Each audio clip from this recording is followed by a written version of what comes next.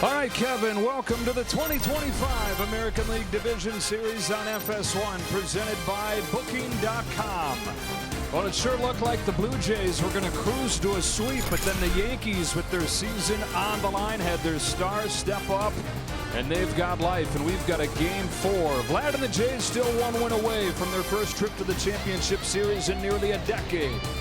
But the Yankees this close to getting this back to Toronto. Joe Davis, the Hall of Famer John Smoltz, Aaron Judge with one amazing swing changed everything for himself and for the Yankees. He finally has that moment that's eluded him in October, and the Yankees have life. Well, he's 6'7", but he's been walking around the playoffs like 6'3" with all the weight in the shoulders. Well, that just got relieved. He's 7 foot again, and he is on top of the world because he was given a moment. He delivered in the moment. And when you think about the New York Yankees, they needed that 3-run homer to even have a chance for this fourth game. And here's what he did leading up to it. He single-handedly is changing the narrative, but that narrative needs to grow. And for it to grow, they got to keep playing baseball to force a Game 5. And I think for Aaron Judge, he realizes that moment didn't slip him by. Well, as far as the Game 4 starter goes, that's the reason why it was so tantalizing. Think about if you're the Yankees, you just win one. Cam Schlittler, who is a folk hero around here after what he did keeping their season alive last week. Yeah, you can go all the way back to that game and say this young man's been pitching for 10 years. He hasn't. His introduction to the postseason was unbelievable. It's unmatched. It's never been done. And I think for him, he's the confidence you need to pitch him and the Yankees to a Game 5. He has been unbelievable with his fastball, and we're going to know a lot in the first inning if he's back to that same mode. So if I'm the Yankees, I'm feeling good. If I'm the Blue Jays, I'm saying, oh boy, we got to keep on playing, and we got a bullpen game, and the bullpen's given up 13 runs the last 2 games. Yeah, what seemed like innocent were 2 dominated starters for Toronto. The bullpen was just filling the gap because the games were not close. But those insignificant moments and those at-bats that the Yankees got has proved to be a big thing. And they have gotten to the bullpen to a tune of 8.76 ERA, and you think this is a strength of their club.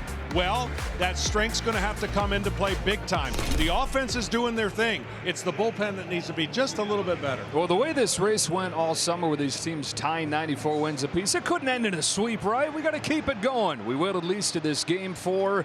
The Yankees try to make it Game 5 in Toronto on Friday night. The Yankees were on the wrong side of a defensive misplay that led to a 5-run comeback that ended their season a year ago.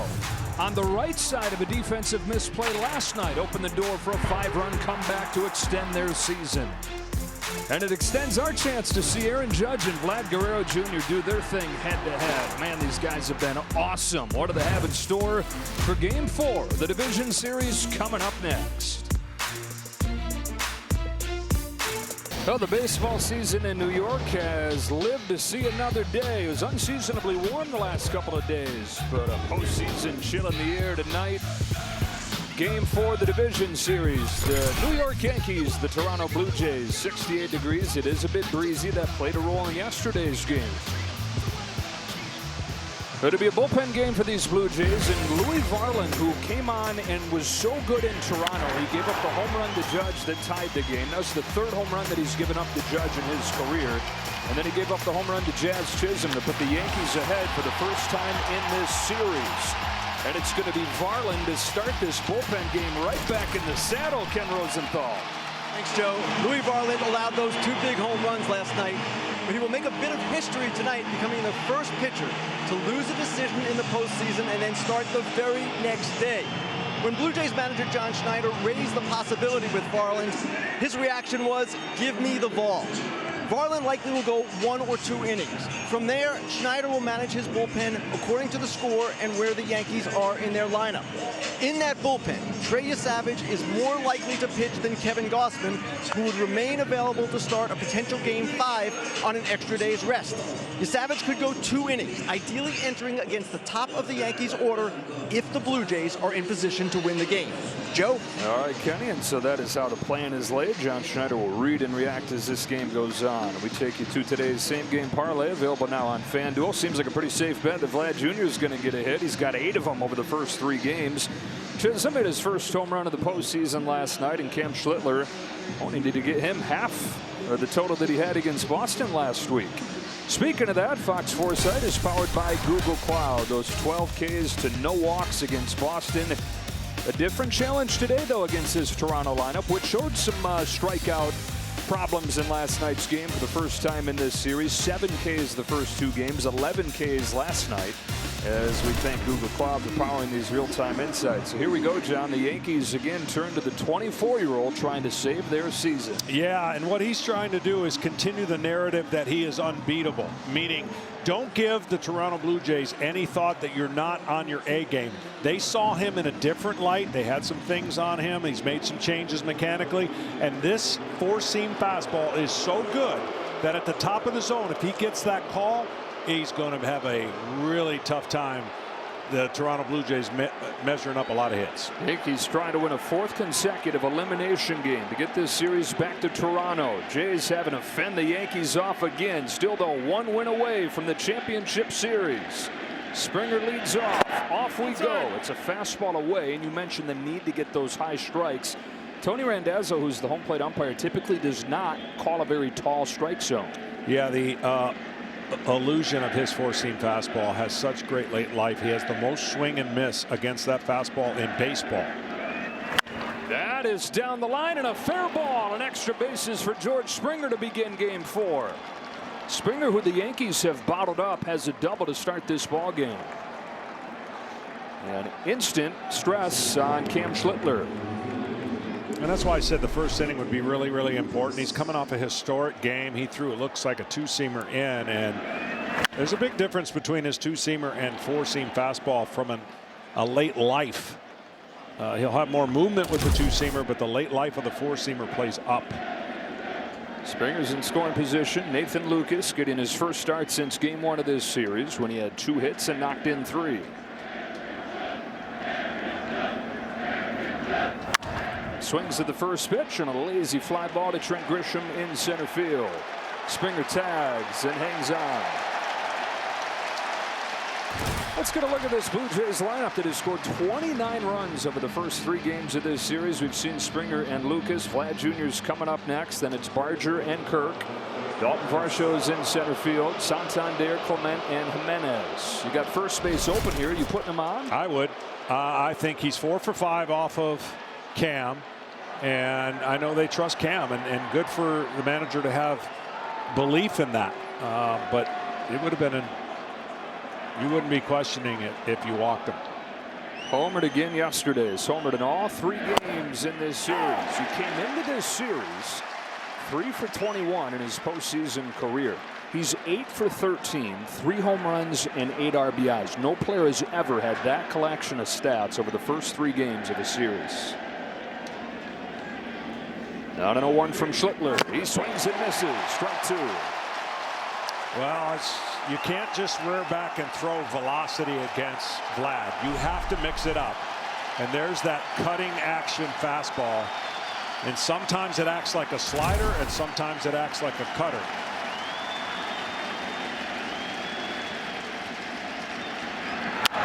Pokes it down the line. It's a fair ball, and on a 2-strike pitch, Guerrero serves it into the corner. 1-0 Blue Jays. 4 games, 4 times Vlad Jr. has made an impact. His 9th run batted in. And this cutter absolutely did nothing. It becomes a lesser of a fastball. See how it just spins right there over the middle? And that's an easier pitch for a guy who handles the bat to use all the parts of the field that he can use. You have to change speeds on him, and you cannot stay in the same area. He's too good. Barger. We've been talking all series about how Vlad Jr. is a hitter with power. Yeah. He's not a power hitter. He's not a slugger. He is a hitter first, and there's no better example of that than what we just saw right there with 2 strikes against a deadly pitcher, getting a base hit down the line. 1-1 on Barger. Cracks his bat. That's down the line as well, and in for another Blue Jays hit. 3 of them out of the first 4 hitters, and they've got him cornered. And the Jays getting off of the deck after taking that blow last night with a fast start offensively against Schlittler. And this is why I was saying the first inning is so important. You have to impose your will. You got to say, oh no, man, this guy's on. Well, what the Blue Jays have done is come out and impose them that they're not afraid. Now, there hasn't been a fastball at 100 miles an hour. He doesn't have to have that fastball at 100. but you're seeing a lot of those cutters now and that action on that pitch get result in base hits. You're going to face right here, John, the best high fastball hitter in the majors, and Alejandro Kirk. So he goes to the knees with a sinker. Yeah, that's the pitch you want, because you want a ground ball. If you want a ground ball, you go to the sinker. If you want a pop-up strikeout, you go to the four-seam fastball. That's the variance and difference of what those pitches do. He's hoping to get a pulled ground ball to short and an easy double play to get out of the inning. Here's his 0-1 to Kirk. Got under it. Austin Wells in the on-deck circle has just enough room. As good as a strikeout right there for Schlittler. 2 gone in the first. Really nice play going into that screen and wall. Now, first pitch here, 2 outs. You can't let your guard down as a pitcher. You got the big out you needed, but this guy's a very aggressive hitter on the first pitch. Has had an awesome series himself. If it wasn't for Guerrero, we'd be talking about him. 7 out of 12, and buried in the headlines because of what you said with what Vlad's done, with what the kid did. Trey is savage in pitching. But yeah, Dalton Varsho, 583 average. They're running the bank and the base hit from Guerrero. 2 on, 2 out. Schlittler to Varsho. Poke to left, down the line. Bellinger a mile to go. He gets there. Cody Bellinger out of the blue to make the catch.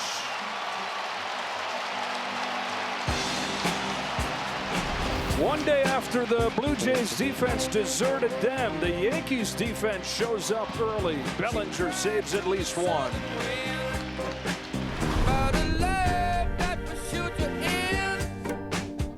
That was from Cody Bellinger. He covered 114 feet to take away a couple runs. He'll bat third in this inning after Grisham and Judge. Then it's Stanton, Chisholm, and Goldschmidt, who gets his first start since the first game of the playoffs, as Aaron Boone tried to get as much balance in this lineup as he could, facing the bullpen game of the Blue Jays. And as Kenny told us, it is Louis Varland, after giving up those home runs yesterday. Talked to John Schneider. He said, "Give me the ball." And so here he is, the 27-year-old from St. Paul, who they got at the deadline from Minnesota. Yeah, he's going to be firing 97, 98, 99, but one mistake. It really wasn't a mistake to Judge. I mean, he'll throw that pitch 100 more times. I don't know how many he'll hit, but he hit the one yesterday. It was the mistake he made to Jazz Chisholm that hurt the most. Trent Grisham leads it off for the Yankees and takes down the middle for a strike. Doubled, walks, scored a pair of runs yesterday. His best game of the postseason.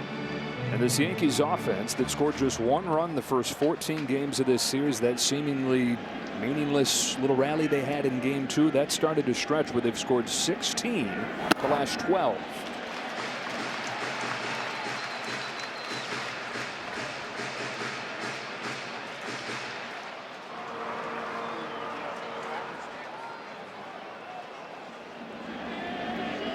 Varland rocks and fires 1-1. Grisham gets under it, sends it sky high.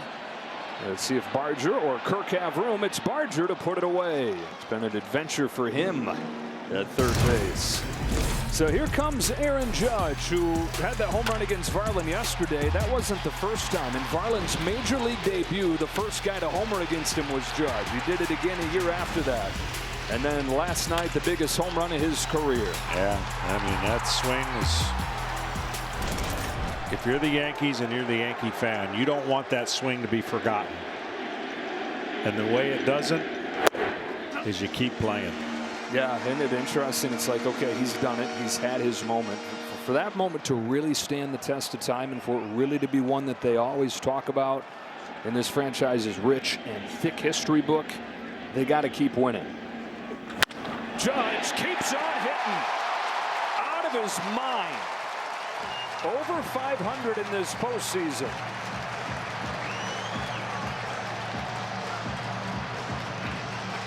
That one sounded like it might have broke his bat, but he didn't care. Doesn't matter. Doesn't matter right now. My goodness. At some point, I always think he's such a threat. At some point, Aaron Judge needs to take a bag or two just to let people know he can do it. He still have not seen a steal attempt in this series from either team, and it wouldn't be that crazy if he did. He stole 12 during the regular season.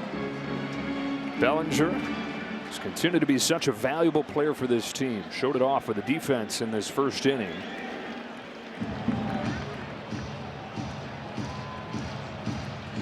Was hidden by the headlines of what Judge did yesterday, but Bellinger had 2 hits and a walk, reaching base 3 times. And an 0-1 here. Swings and misses at the high fastball.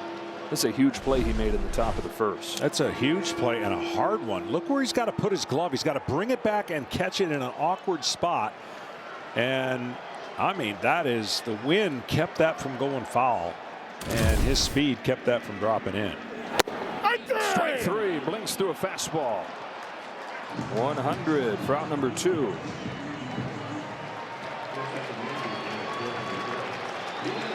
Well, the miles per hour that Mr. Varland has picked up since going to the bullpen is quite significant. He's ready to face Stanton. He used that high velocity to strike out Stanton in game 1 with the bases loaded. Fly the other way. Santander to the corner. He will get there. An inning in the books in game 4. The Blue Jays over 1-0 lead as Varland bounces back. Home team profile sponsored by Wayfair. Stars shining in this division series. Vlad Jr. and Judge, those are the numbers coming into the game. They both already added a single and together are 17 for 26. 4 home runs and 14 RBIs in this division series. Bottom of the order for the Blue Jays. Anthony Santander takes a strike from Cam Schlittler. Blue Jays up 1-0. It was Guerrero's base hit down the line that scored George Springer in the first. And so the Jays have already done something that the Red Sox couldn't do against Cam Schlittler in the wild card round, and that is push a run across. Gave him a really hard time when they saw him about a month ago. Schlittler failed to make it out of the second inning against Toronto. 4 runs on 5 hits, went just 1 2/3. They fouled off a bunch of pitches against him. He only had 2 Ks in that game. And you touched on it. He felt like he might have been tipping pitches right away, worked on fixing it, changing what he was giving away. And comes in here with a totally different, more freed up mindset, having addressed that. Yeah, it's the biggest fear every pitcher has. You know, it's one thing to make bad pitches and hitters hit it, but when you feel like you're making good pitches and or they're on every pitch, that means you're tipping. And the way that you can do that is a couple ways that I explain after this pitch. It's with your glove and the positioning of your glove, whether it's squeezed too tight on a pitch, open too much on a pitch, or you go high on a pitch and lower on another. They pick up everything in this game. So if you have any tendencies that you're tipping towards one pitch, you can eliminate the other ones, therefore know what's coming. Another 0-2 to Santander. He's on the hands, and it's fouled back. And it literally is that simple. When they pick it up, and you know, typically on your own team you should be looking for it, and other pitchers look and study your own to see, hey, you just did this. I could give you examples that would blow people's mind. Like one pitcher had a mouth guard, and when he would bite down on it, it was a fastball, and when it came out of his mouth a little bit, it was a breaking ball. It was that simple, and he didn't last very long, because when you know as a big league hitter what's coming, the hardest part about hitting, besides a round bat and a round ball, is you don't know what's coming. You're guessing. You're trying to react. And so if you can for sure know what's coming, the game's a lot easier. Santander is making him work. Another 0-2. He goes way up there to get it and foul it back. And you're seeing again what these Jays do, whether he's tipping or not. This is going to be a harder matchup. The best bat to ball team in baseball and the best high fastball hitting team in baseball. Yeah, as they are known for, they touch the ball a lot at the plate. They put it in play. Sometimes they touch it really hard too. 100 misses away. Next pitch will be the 9th of this at bat for Santander. Oh, this is a great pitch. You keep throwing it there, you're going to put pressure on the hitter and the umpire. Santander has signed the big contract this offseason, at his first year in Toronto ruined by injury. Knocked in 2 yesterday. There was first runs batted in since May. The Jays are counting on him finding it here in the postseason, even though he's missed pretty much the whole year with the shoulder.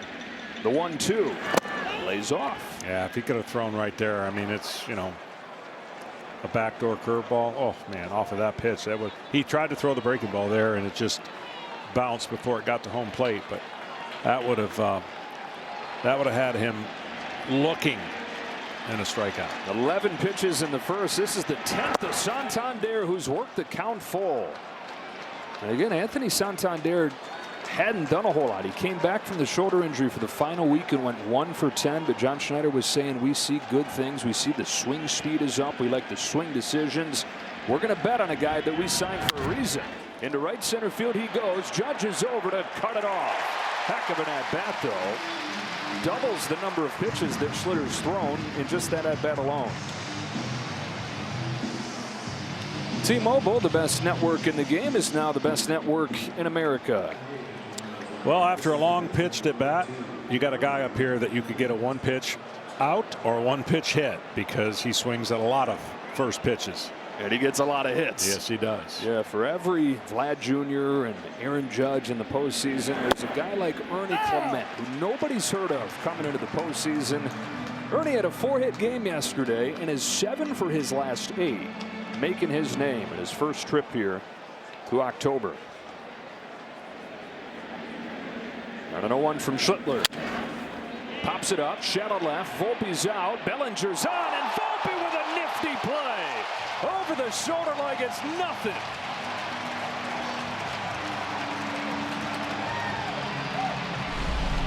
Great jump. And he knows when he sees Bellinger, he looks to see if he's too close. He didn't want to collide, right? And he sees that he's freed to make that play. Shortstops dream of making those play when they don't have to collide with anybody coming in on it. It's the hardest play to make when 2 are conversion on it. 2 outs. The 9-hitter Andres Gimenez. If the Yankees get this series back to Toronto for a Game 5, one of the subplots is going to be that they have outplayed Toronto defensively, which I don't know if anybody saw coming.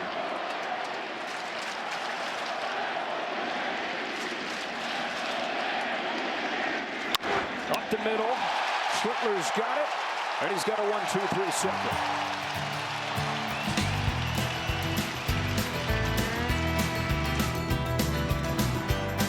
Aaron Judge's home run more momentous in the bigger context, but this is the one that gave him the lead for the first time in the series. Jazz Chisholm's first of the postseason. 31 during the regular year. In his career year, his first full one in New York. And it's the man that he hit it against, Louis Varland, missing away, 1 ball, no strikes. Chisholm, Goldschmidt, and Wells for the Yankees in this second.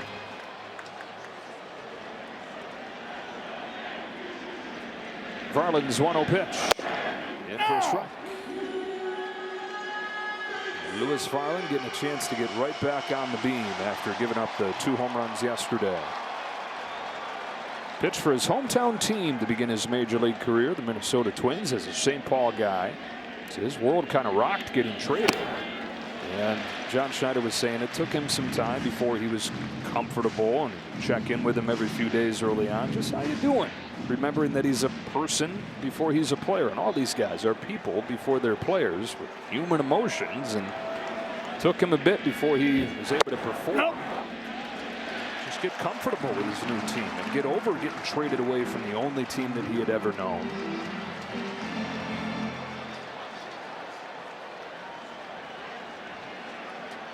Falling behind 3-1. Chisholm swings and misses. 3-2. Varland's thrown a lot harder since moving into the bullpen, and then he's thrown that curveball a lot more since coming to the Blue Jays. It's amazing the velocity difference when you can do that out of the bullpen. You start out unlocking things that you don't have to refrain when you're called to go 5, 6, 7 innings. Here's his payoff, and he strikes him out. Second one for Varland, and for more, we go down to Ken Rosenthal.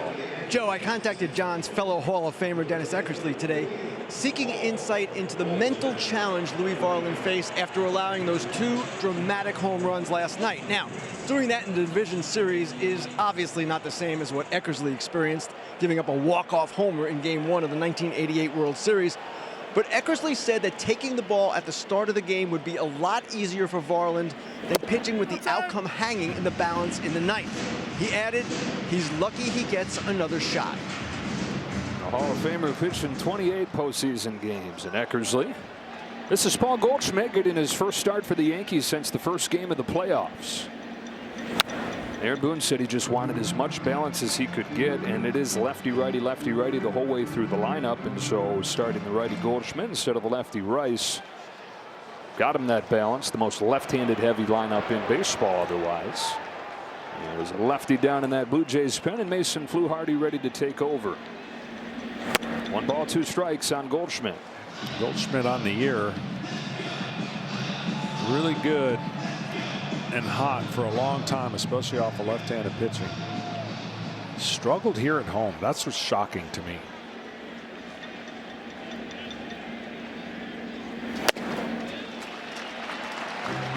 Former MVP with the St. Louis Cardinals. That was just 3 years ago. Now he's 38. He's in his 15th year. His 1-year contract with the Yankees. 4 out of 8 in his limited time this October. On a 2-2, he gets home. Sinker gets away from Varland.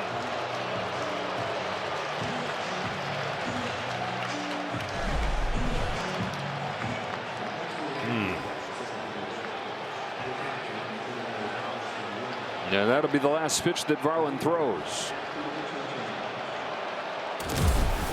John Schneider, the first of what'll be many walks. You're talking about Fitbits yesterday. Yeah. He'll be wearing one, racking up those steps today. He makes the call to the pen. Fluharty's coming in for Wells.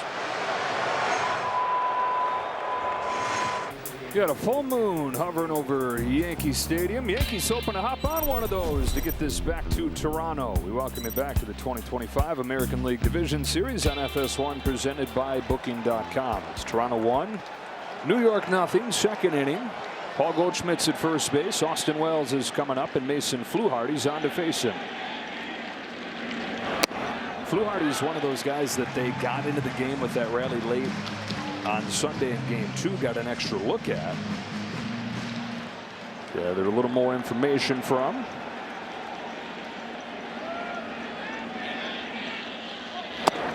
One ball, 1 strike. 24-year-old out of Delaware. One of the surprises in this pen that's helped them take off over the last month.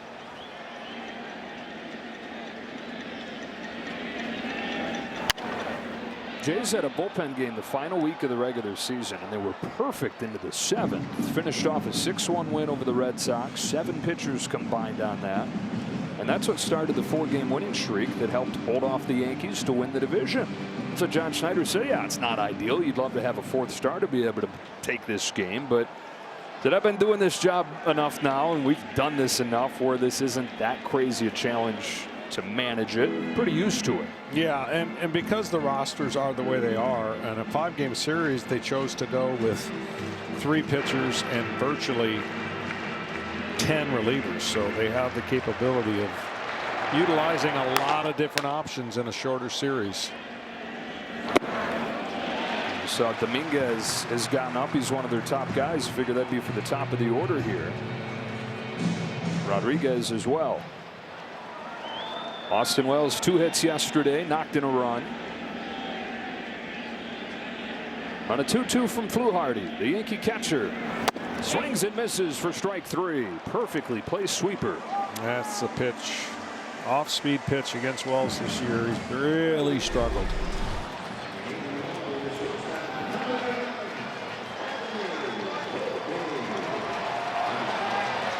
This should be Volpe's moment right here. He's had some tough at bats, some tough matchups.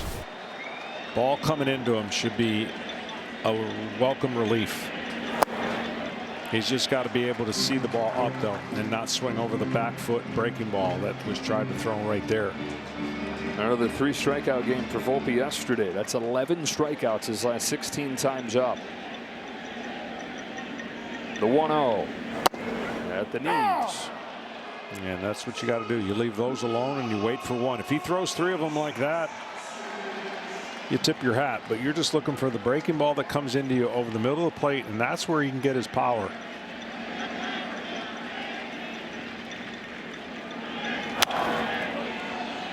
Down 1-2.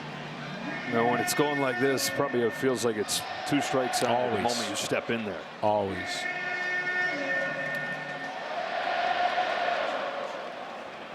Volpe, who has had his moments over his first few years where it looks like, okay, here comes the offense to join that Gold Glove caliber defense, but more low points than high this year.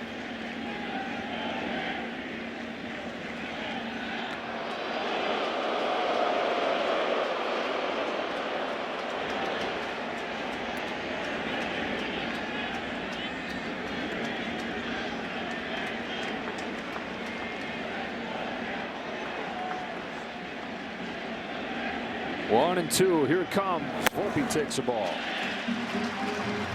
He's been a good postseason player for the most part. A big home run in the World Series last year, and the Yankees' lone win against the Dodgers.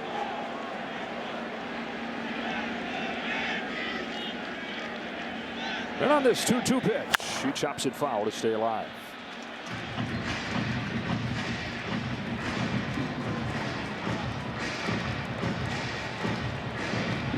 Yankees trying to come from behind once again.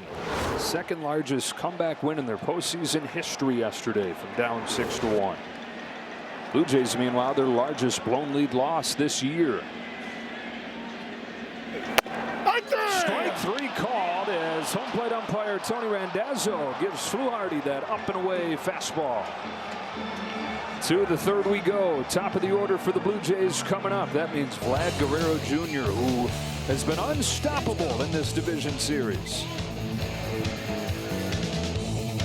Welcome back to Yankee Stadium. Blue Jays leading 1-0. We're here with Blue Jays manager John Schneider. John, this is your third time facing Cam Schlittler. What did your hitters learn in the previous 2 starts that they've taken into tonight?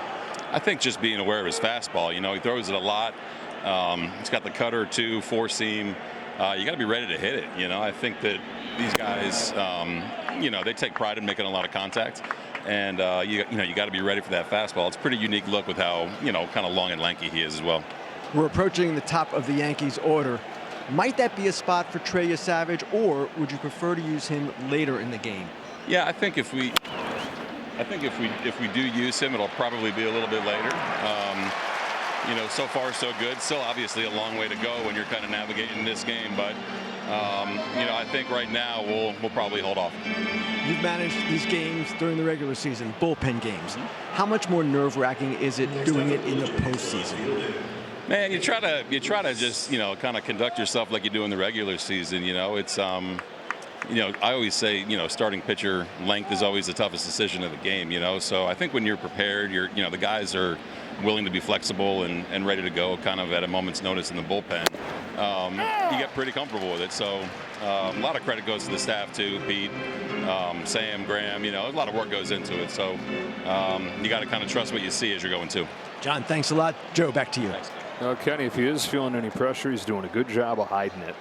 He seems so calm and steady. Nathan Lucas grounds one up the middle. Anthony Volpe, good hands, 2 out. Well, they're telling him, don't lose your glove with the way it's going at the plate, and he has flashed it a couple times early in this game 4. That is a great play. I don't think people at home know how hard this ball was on an in-between hop that could ride up the heel. See, goes, almost loses it, and buries it with his chest, and is able to make the throw. 2 up and 2 down, and a pair of ground outs, and now it's Vlad Jr. knocked it around with a base hit on an 0-2 pitch his first time. I know that his fastball is electric, and he's throwing a lot of hard stuff. He's going to have to break in that, mix in that breaking ball, and some built-in change of speeds against this kind of lineup is going to be imperative.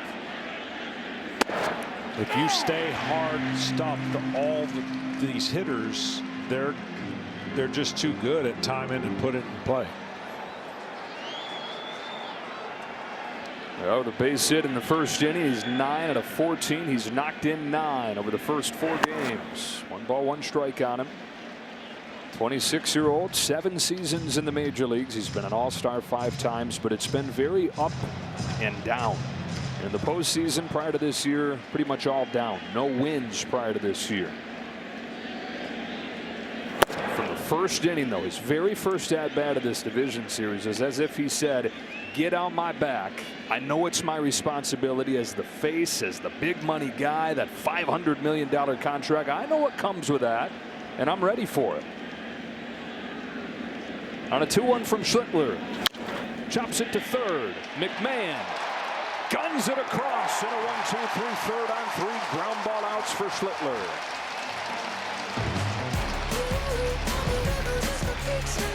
I've been feeling it since 1966 now. I'll be over now. I feel it still.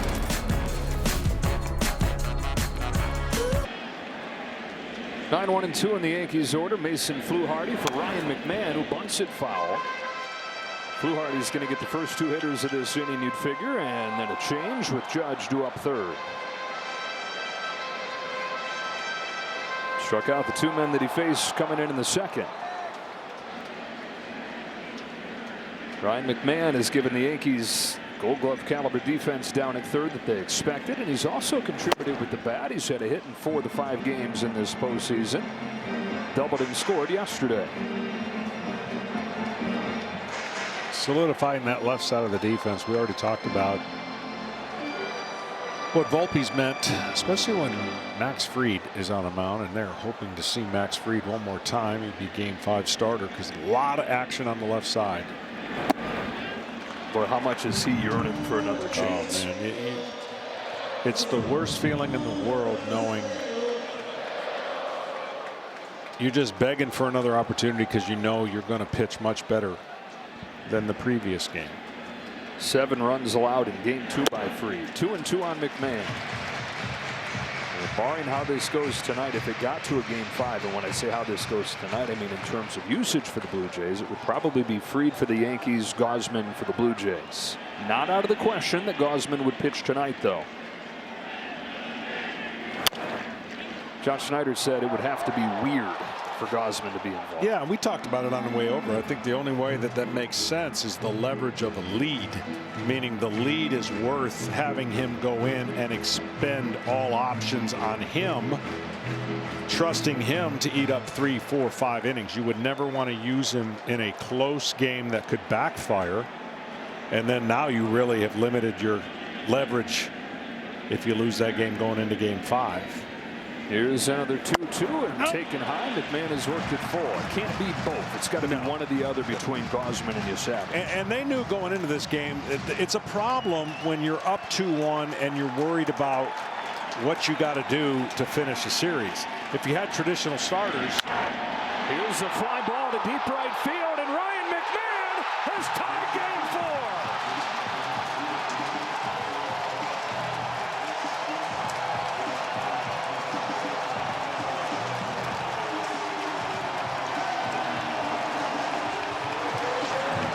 Contributions from all corners of the roster. One night after it's Aaron Judge, of course, it's Ryan McMahon, the light-hitting 9-hitter, picked up at the deadline for his defense. Yeah, too many breaking balls in one at bat, and one that just was fat. You don't have to hit it far to right field. You just got to hit it in the air. And that is a good feeling for him and, of course, the home crowd. Back at square one, back to the top of the order. That ball almost hit Trent Grisham. 1 ball, no strikes. McMahon hit 4 home runs in his 2 months after the trade. Hit just .208, but that was okay because he was holding down the hot corner defensively. Everything they get at the plate from him, gravy on top. Generous inside corner, 1 ball, 1 strike.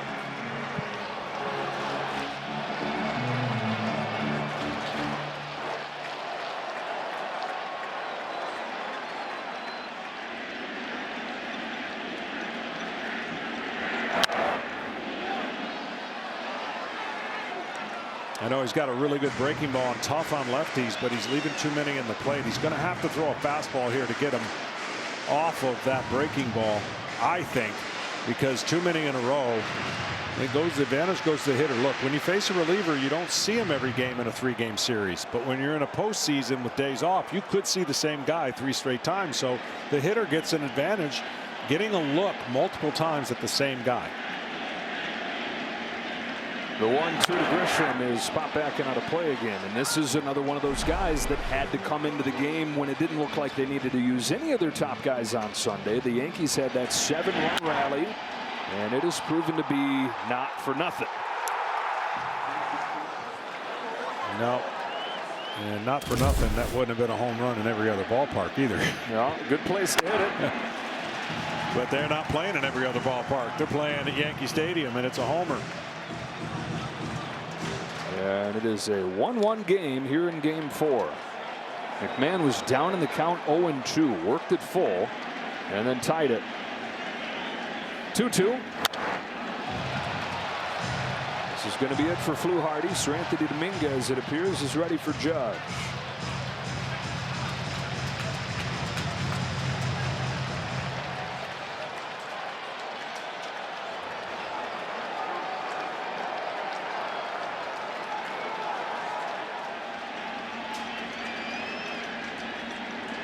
Trent Grisham fouls it off, stays alive. That was a good pitch and a good piece of hitting. Fastball away. Now he can go back to the breaking ball away. But such a good piece of hitting to foul off that real good pitch on the outside corner. And most of Trent Grisham's success this year has come against righties. Long at bat here against a lefty. The 8th pitch is high for ball 3. See, once that ball got off the plane and the height of that fastball was easily recognized by the hitter, you've got the trick of pitching is you got to make it look like the same height, but then the break gets the swing and miss. Strike 3 called on the inside corner. Fluharty wins the marathon. Unhittable pitch. I mean, that is a breaking ball up. It's not really what he was trying to do, but he freezes them right there. As soon as he freezes them, there's no way. And that pitch maybe a little higher than Grisham is going to be happy with. Well, a big call right there. Instead of the walk ahead of Judge, it is a strikeout to get Judge with the bases empty. McMahon starts this inning with a home run, the most unlikely power source. Here in a tie game in the 3rd, here comes Aaron Judge, and here is StatCast 3D powered by Google Cloud. Shows how hard a pitch it was to hit, and he hit it off of the foul pole for a home run. Had the wind been blowing a little bit differently, it would have been foul. Aaron Boone said that he was looking up at the flags above the right field grandstand because those are the ones you can trust most. And for most of the night, they were blowing across, which would have pushed that ball wide of the pole. But then he said he glanced up right after Judge hit the home run, and the flags were still. Goes with what Judge said. He said, you know what? I hit it, and I hoped.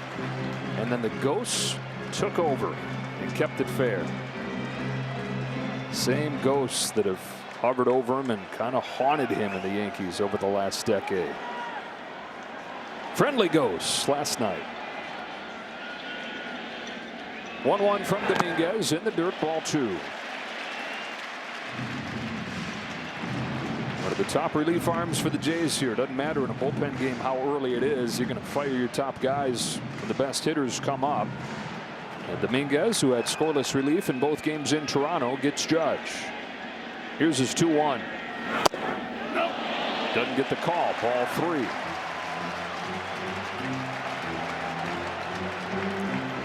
He's gotten so much better laying off that pitch. That's why he's having the last couple of years he has, average and power.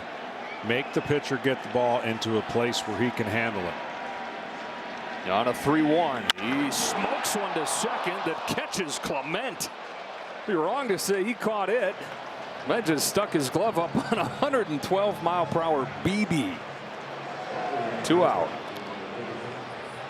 Yeah, that was a missile, and Dominguez is glad that it was 7 feet off the ground. Yeesh. 2 outs. Bellinger. Playing in the postseason for the first time in 3 years, Cody Bellinger making an impact. Defense in the first inning today. Bat has quietly been good in this series.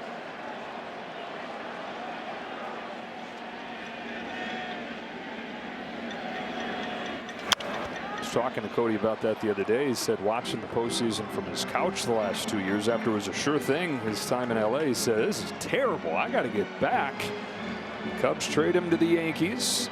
And I said, how different are you than the last time you played in the postseason? He said, mentally, so different. Things had snowballed on him towards the end of his time in LA. Hammers this ball in the air to center field, but Varsho is there to finish off the inning.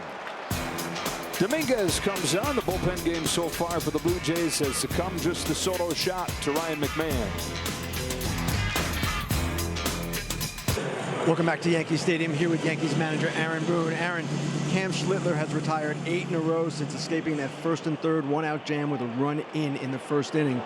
What did he do to settle in? I think he's been getting after it right away. He's been filling up the strike zone. Vladdy put a good two-strike swing on him to plate the first one, and then Barger just kind of dumped one out there. But I feel like he's in a good place, pitching with confidence, and hopefully continue. Ryan McMahon, left on left, game-tying home run. Aaron, what has he brought to your team? He's a tremendous defender, great person in our room. He's fit in right away. He gives you a good at-bat. That at-bat, that's a tough at-bat off Lou Hardy. He lays off the 2-2 pitch up and then stays in there with a breaking ball and rides it out of here. So really good at-bat there, obviously, to square it up. Last thing, Aaron, obviously when you're managing a bullpen game from a pitching perspective, it's difficult. How about from your end of it, knowing when to use your bench players? Yeah, I mean, you're just, trying to pick the right spot. You got a chance to score, you're going to do it, but also trust everyone in that lineup today that they can still do something. Aaron, thanks a lot. Joe, back to you. Addison Barger driving this ball to the gap in left center field. He's 2 for 2. Barger was eager to get back out there today after his error contributed to the Yankees' comeback. John Schneider said, hey, calm down. It's going to be okay. You're going to have another shot. He's taking advantage of his. Well, just to show you how difficult pitching is, every 5 days or every start's not the same. And there has been 20 swings and only 3 misses coming into this inning. That just tells you about A, the Toronto Blue Jays, and B, you don't always have your most electric fastball. In that game we are in awe of against Boston, he could do no wrong and got a ton of swing and misses. 12 Ks, none of them so far against the Blue Jays, as Alejandro Kirk fouls off his first pitch. Kirk popped out his first time, and after the 2 home runs in game 1 is 1 for his last 10. And again, you can get in the mode of hard, firm pitches all the time. We haven't seen the breaking ball that much, so at some point he's got to unleash that pitch just to get them off of.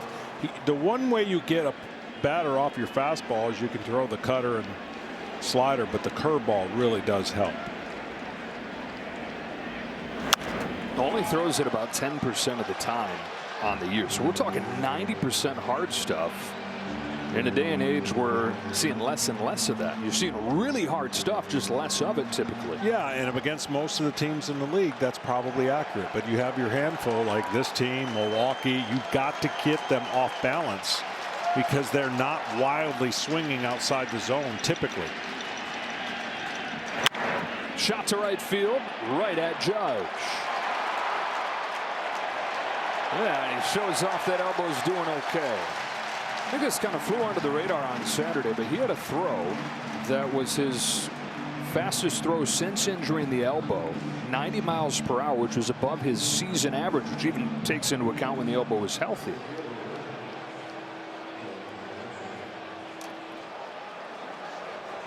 One on, one out in the tie game in the 4th inning, and Dalton Varsho stands in for the Blue Jays.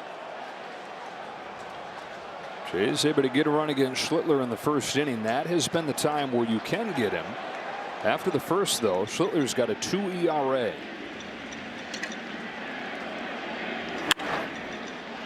Fly ball left field, Cody Bellinger. Back-to-back pitches to get back-to-back outs. Full day of divisional series caps off later tonight on TBS. Game 3 between the Phillies and the Dodgers as that series goes to Dodger Stadium. LA looks for the sweep. And then on Friday, back with a Game 5, the Tigers wake up. Offense comes to life to force that 5th and decisive game back in Seattle. If necessary, Game 5 of this series will be on Fox. And a programming note, if this series concludes tonight, Tigers-Mariners moves into that primetime Fox slot. A leadoff double from Barger. He's still at second. Santander with 2 away. Saw 10 pitches his first time up there before lining out. Well, because there hasn't been a lot of swing and misses and a lot of strikeouts, there hasn't been a lot of pitches other than Santander. So he's really utilized his fastball and gotten some quick outs not knowing how long he's going to be able to go. One thing for sure is the pitch count allows you to go deeper.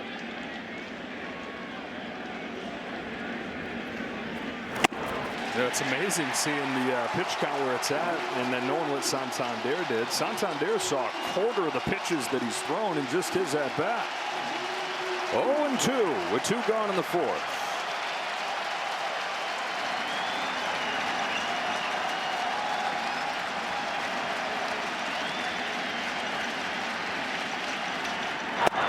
Off. In the playoffs, when you give up a leadoff double, this would be a great job if he doesn't allow him A, to move a base, and B, to score. He's done a great job on the year limiting how many guys on base do actually score. He fires 1-2, and I think that got by everything. It's a wild pitch. Up to third goes Barger, and the count is 2-2.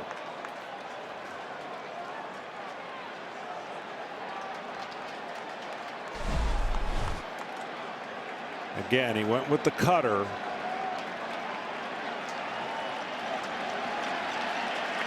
And missed everything. Go ahead run 90 feet away. Blue Jays 1 win from the championship series.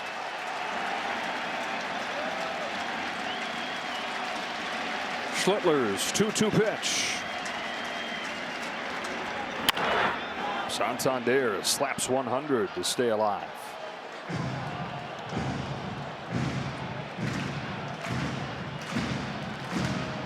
.95% hard stuff.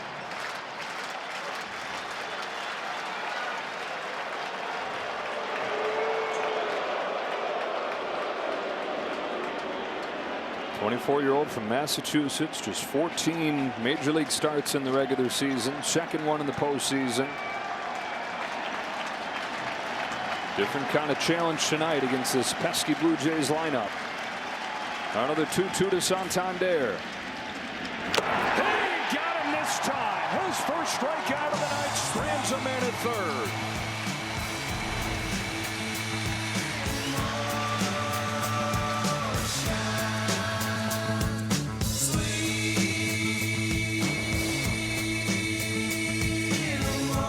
A huge day of college football kicking off with Big Noon Saturday on Fox. Phenom Jeremiah Smith leads top-ranked Ohio State against Illinois. Then TCU, K-State, and Kansas and Texas Tech.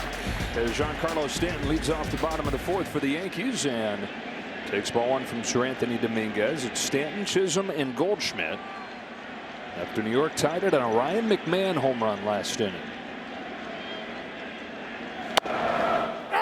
Stanton's knocked in 4 the last 2 days. Still looking for his first home run of this postseason, though.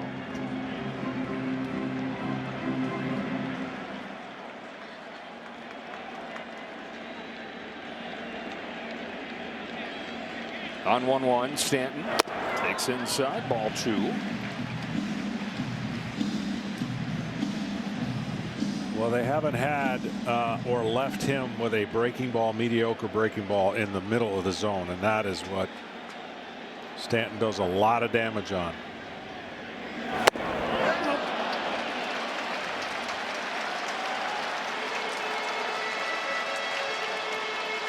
'18 postseason home runs, as you saw, 3rd in the Yankees history. 7 of those came last year. Big G, Giancarlo Stanton takes strike 2. Good fastball. This is Stanton's best year with the Yankees when he was on the field. He missed the first half with the elbow issues, but Aaron Boone said mentally he's just gone to a whole nother level. 16th major league season, 8th one with the Yanks. He's got a leadoff walk in the 4th. First walk issued by the Jays. And here's Chisholm.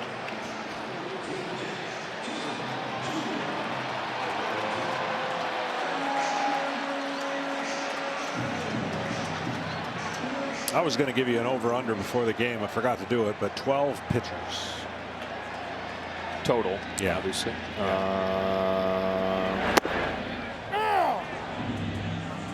I'm going to say just under. Okay.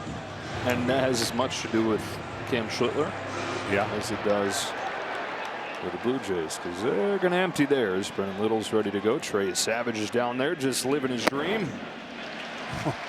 Big old smile on his face.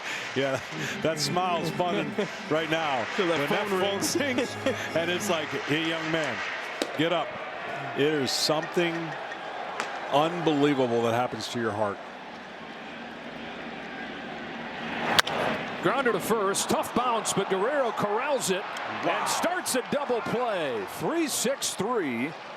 Vlad Guerrero Jr. has shown off every dimension of his game. I'm telling you right now, that is such a difficult degree of a double play, and he made it look fairly easy. In between hop that he gets right there with his hand and glove at the same time, throws it over the runner. I mean, this right here, it's not that easy. They practice it a lot. Big double play. Wow.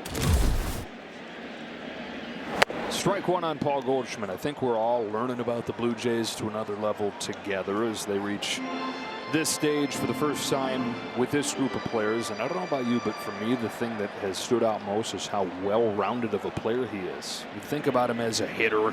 But man, we saw him flying around the bases yesterday, diving into home. We've seen him field really well. Well, in fairness, he was a third baseman, a big-bodied third baseman that certainly had to make a position change based on what he was able to do, and he has made a great position change.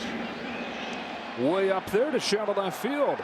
And after the leadoff walk just a few pitches later, Jimenez puts it away, and it's a scoreless 4th for Dominguez. Is baseball's global youth initiative to highlight the fun and accessible ways to play our great game. To learn more, including how to find a league near you, go to playball.org or follow @playball on X, Faceball, and Instagram. Your team, your players, your postseason. You can follow all the postseason action on the #1 app for live baseball as Cam Schlittler goes back to the mound. 3 of the first 4 Blue Jays got hits against him, but he's retired 11 of the last 12. In a different fashion than he dominated the Red Sox with last week, with the Yankees season hanging in the balance. Heavy strikeouts in that game, just one of them today. Strike one on Ernie Clement. It has been really, you don't want to say unbelievable, but unpredictable rise for Cam Schlittler to get to where he is today. 7th round draft pick 3 years ago. Clement loops the ball into left field. He says, enough of your Cam Schlittler background stuff. I'm going to just go get another hit. His 8th out of his last 10 at-bats. But see, that's that cutter again. You know, and the cutter right there is a hittable pitch when it doesn't turn and stays over. See, he's losing velocity in the cutter. And I know the pitch is there because a lot of pitch analytics show what that can do, getting it off the barrel. But when you have a fastball like his, you change speeds more than you just try to get this little cutter action. Well, the Blue Jays, we've not seen a ton of this in this series, but they led the majors in sacrifice bunts. And Jimenez, the 9-hitter, is up there to try and do that here.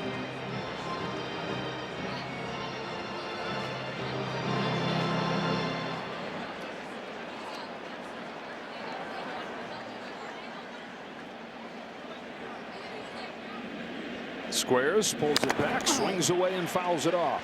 Just to finish that point, when you feel like somebody is getting out on your fastball, meaning they're reaching the outside part of the plate, that's where a cutter comes in play. You bury it in, so when they go out to hit the ball, it jams them. But when your cutter is not doing either of those things, you're just giving them a more hittable pitch in the middle of the plate. And those are why the Toronto Blue Jays are so good. You're not making a quality pitch. It doesn't matter what the miles per hour are. They're commanding the strike zone. So where Cam has been great, he's getting action and swing and misses outside the strike zone. And today, that hasn't been the case. You got 100. Don't overthink it. Use that cutter when they make you. 0-2 on Jimenez. Here he comes, and he misses high.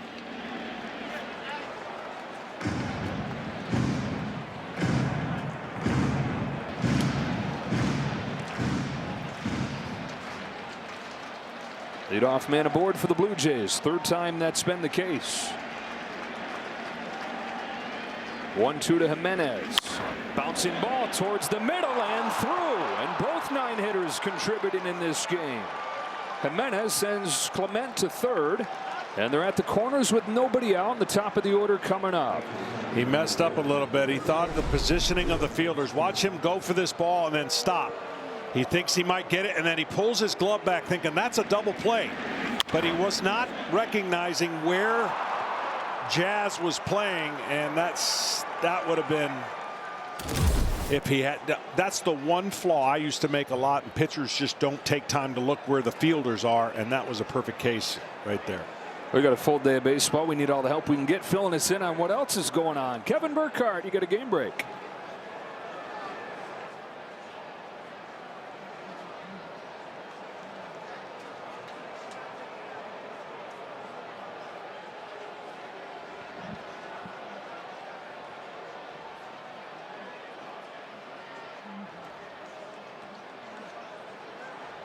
That is the first time, Kevin, the Cubs have scored more than 3 runs in the postseason. Just enough to clear that mark and keep their season going.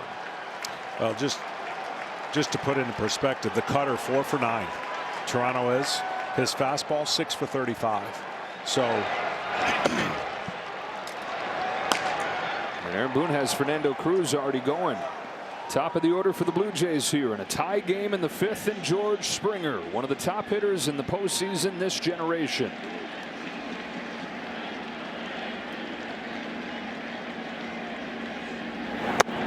There's a curveball. Blue Jays top runners in scoring position team in the majors this year. Clement at third, Jimenez at first. Bottom of the order setting the table for the Jays.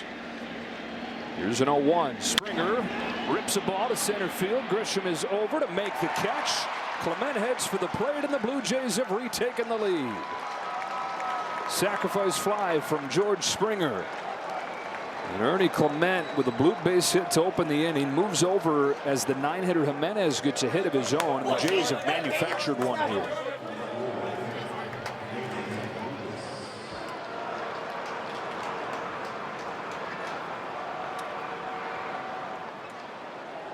So a hush falls over Yankee Stadium, which has been rabid for most of the last 2 games. And Nathan Lucas climbs in. Guerrero on deck. He takes a cutter for a strike.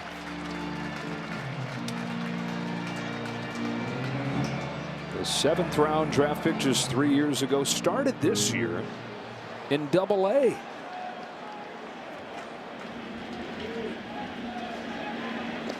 Goes up to Triple-A. He's there for all of 5 starts, but then the rotation for the Yankees just keeps on dealing with injuries. They lose Cole in the spring. They lose Clark Schmidt midseason.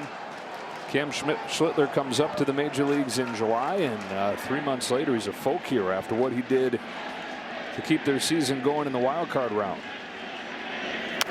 Made quite an impression on his manager, Aaron Boone, down in spring training. Just the one game that he came over for. Aaron said, I like this guy. I like the stuff. I like the demeanor. He said, consider my eyes open just that one game. And so when they told him, hey, we're going to bring up Cam, he said, yes, I got a feeling that this could be big time for us. Crowd urges him on as he deals 0-2. Lucas stays alive. Well, they have been putting a lot of good swings on Cam, and we saw one breaking ball of late that he threw to Springer.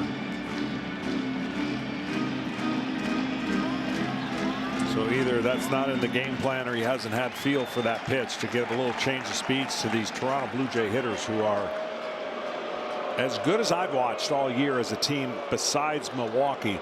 Milwaukee doesn't have the power that Toronto does to combine with their bat skill. And this lineup full of bat-to-ball guys, this guy right here, Nathan Lucas, is #1 in the bunch in contact rate. Jimenez at first, one away in the 5th. The 0-2 somehow gets his bat to that. Goldschmidt lets it drop, juggles for a moment, and still gets the lead man. He's thinking about trying to get a double play out of that. He winds up settling for the 1 out and 2 gone in the 5th. I mean, it was the right idea if the hitter thought that he was going to catch it, but the hitter was not even playing around, and he ran to first. So you take a little speed, maybe, off the bases, but you still got to deal with this monster at the plate. Guerrero's 1 for 2 today. He's 5 out of 7 against Schlittler this year.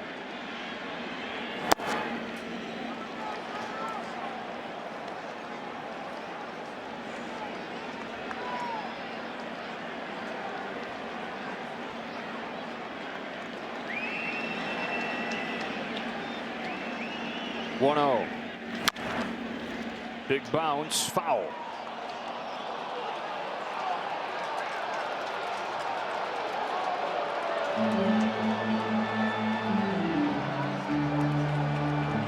Well, Schlittler threw 107 pitches against Boston last week. It was so awesome seeing him go back out there at about 100 pitches for the 8th inning. And a one-of-a-kind final line in that game. 12 strikeouts, no walks, 8 scoreless innings. Forget about rookies, forget about Yankees. The only start period like that in postseason history. His 1-1 is in there for strike 2 on Guerrero. And one thing no one has done is buried a pitch inside with 2 strikes to Guerrero.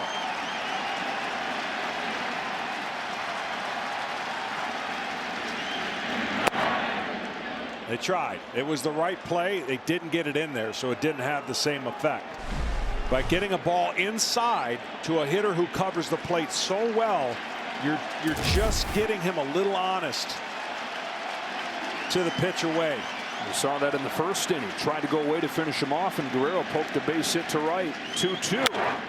Pokes it foul. The great hitters, you could almost slide a chair under them. They're sitting there comfortable in the batter's box.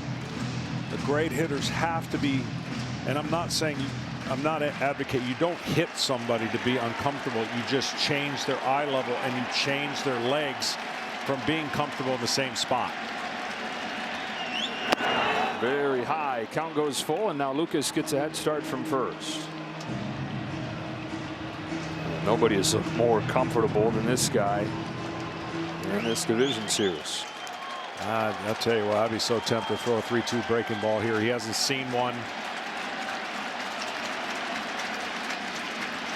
There goes Lucas. Payoff is in there for strike 3. He painted 99.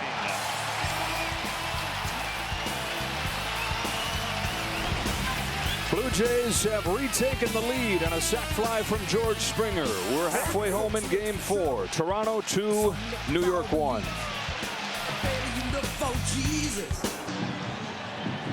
Well, so far so good for the Blue Jays in this bullpen game. Sir Anthony Dominguez against the heart of the lineup goes 1 2/3, no runs on no hits. Eric Lauer comes on. He's been a key piece for this staff this year, although 3 of the 4 batters that he faced earlier in this series he gave up hits against. A little bit low with his first pitch to Austin Wells to the bottom of the Yankees order in a 2-1 game. Well, John Snyder couldn't ask for a better performance so far, but he would love to have more room for error. He needs a few more runs to get this game in the out of the danger zone. A pop-up into shallow left field. Jimenez is over, calling off Barger. Says, "Get out of the way, Addison." I got a short memory. And the danger zone is if you get a tie game and you got to go extra innings, right? I mean, you don't think about like that right now, but if this game were to be prolonged, the longer the game goes, obviously, the more disadvantage the Blue Jays have just because the resources used. They got 6 more guys down there. That does not include either Savage or Gausman. As Volpe comes up here with the bases empty and 1 away. Another strikeout his first time tonight. He drags the first pitch foul.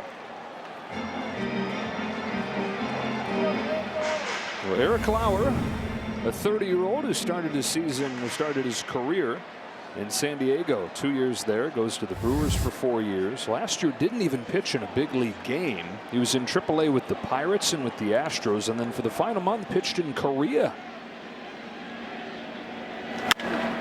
Fly down the right field line. Santander is over. And this is out of play. Goes to Korea, pitches really well. First he's thinking, I'm not doing that, but it became really his only hope to keep on pitching. So he goes and proves that he's still got it. Signs a minor league contract with the Blue Jays. And like a handful of guys on this roster started this season in AAA. Came up into the bullpen and early on and moved into the rotation mid-season. So you can give him some length. The lefty's 0-2. Strikes out Volpe.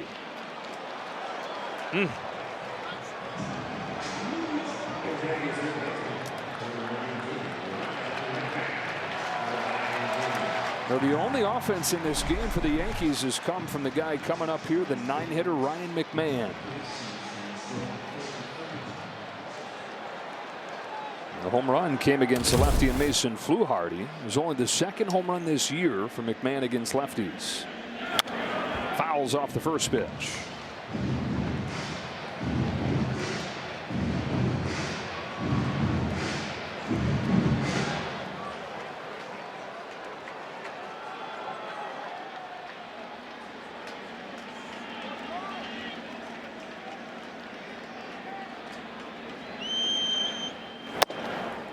Strike 2. Sneaky quick. Lauer's not going to. He'll overpower you just because of the change of speed and the illusion of how he throws a baseball, but velocity isn't going to be the major thing that you notice. Quietly puts you to sleep and then fires one in at 93 and it looks like 97. He's called it his zoom ball, that low 90s fastball with the high spin. And it's performed like one of the best fastballs in the American League. Here's his 1-2 to McMahon.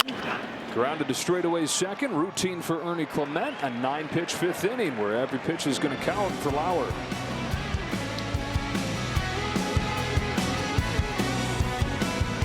Wear what the players are wearing on field during the postseason. Check out the largest selection of authentic jerseys, caps, hoodies, t-shirts, and more at MLBshop.com. Get your favorite postseason team gear.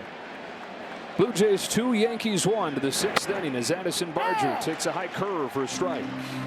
Well, I said the top part of the strike zone was going to be a huge part of, I thought, Cam's success. He hasn't really lived up there much, but there's been some calls up that have shocked a lot of hitters. So top of the zone is where you should be going.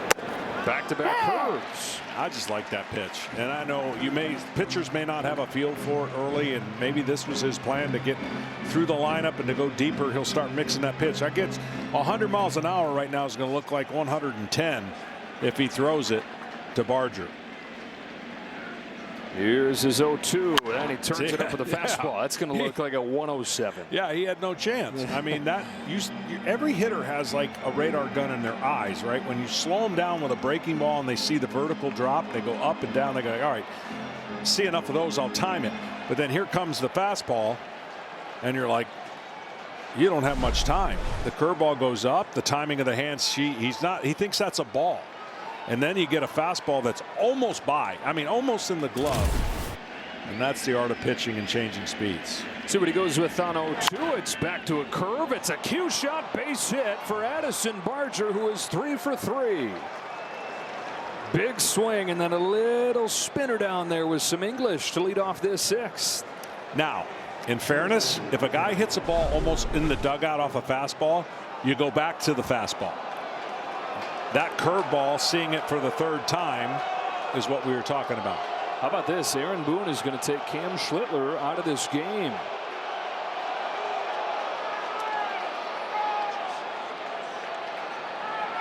at least chat with him. All right. So it wasn't going to take him out at just 71 pitches after throwing 107 last week. Look, it has not been what it was last week, just overwhelmingly dominant. But you know what else it hasn't been? It hasn't been a 16 ERA like the rest of the starting staff has had in this series. And so that's forced the bullpen to get involved way more than you'd like them to be. Ride it. It ain't been his fault. Yankees offense trying to wake up again. Schlittler's held this high-powered Blue Jays lineup to 2 through 5+. A little bit low on Kirk. So Duvall is the man warming in the Yankees pen. You know, the Blue Jays keep putting stress, though, on Cam by getting the leadoff runner on in the 3rd straight inning now. And that's a rally in the postseason. It's not in the regular season. And I've always said, when people ask me, what's the biggest difference? Well, the crowd in the postseason gets up for everything. They don't in the regular season. And any runner that gets on is a huge rally. And it's not in the regular season. So the attention to detail is so much different. Chopper foul. 1 ball and 2 strikes on Kirk. As we've talked about, if you've been watching this series, on paper this was the biggest advantage for the Yankees, the starting pitching. But Fried gives up 7. Rodon gives up 6. The bullpen saves the day, but has to cover 6 2/3 yesterday, not giving up any runs. And look, all for having a guy ready to go at any moment, be ahead of the rally. Just glad to see that he wasn't ready to pull the trigger quite yet after that leadoff infield hit. 1-2 to Kirk. Fly to right field. Into the glove of Aaron Judge for the first out of the 6. When a manager is, unless it's scripted, which very few things could be scripted in this game because of what's going on. You're looking at swings that they're having off your pitcher that you haven't seen before. And if the swings look good and they're just missing pitches, you start wondering how effective that fastball is going to be later in the game. That was simply a message delivered that something he didn't like with that last batter. In other words, keep trusting your fastball. Throw your breaking ball, but trust it. Something along those lines. Because after a guy fouls a ball in the dugout, you don't come back with a breaking ball.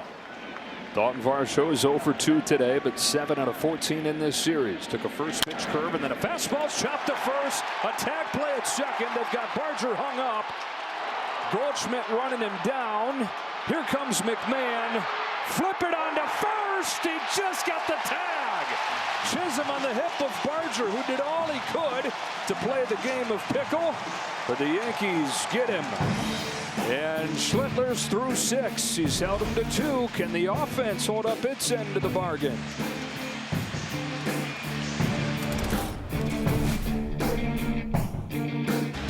Our full day of divisional series baseball caps off later tonight as the Dodgers look for the sweep with Yamamoto taking on the Phillies. Tigers force Game 5 against the Mariners. That'll be Friday at 3:30 Eastern. We'll be at 7:30 Eastern if the Yankees can force it. Otherwise, Tigers-Mariners moves into that slot on Fox.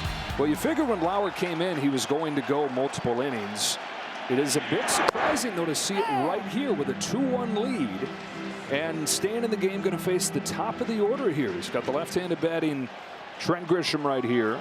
But Aaron Judge, of course, looms on deck. Yeah, this is his last hitter. Outside.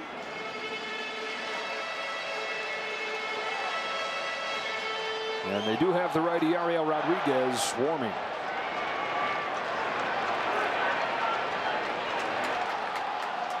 Grisham 3 for 5 with a walk against Lauer.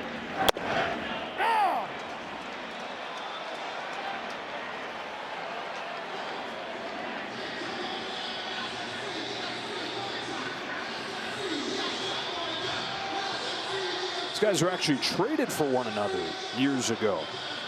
Lauer getting traded from the Padres to the Brewers. Grisham go over to San Diego. And now they face off 6 years later in the postseason.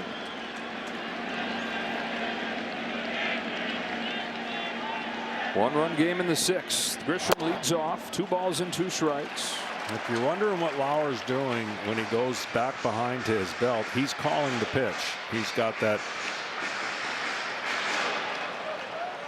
remote to signal to the catcher what I'm throwing.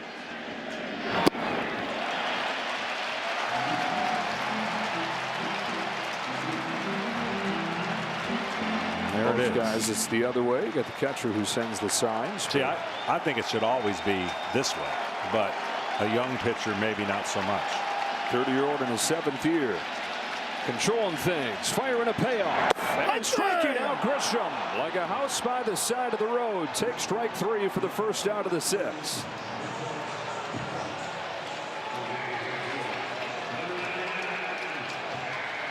John Schneider not budging yet.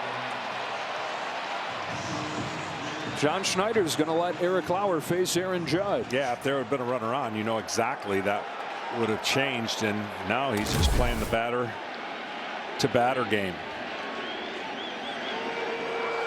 Yeah, now I was going to say, do you consider, even though he's the tying run, putting him on?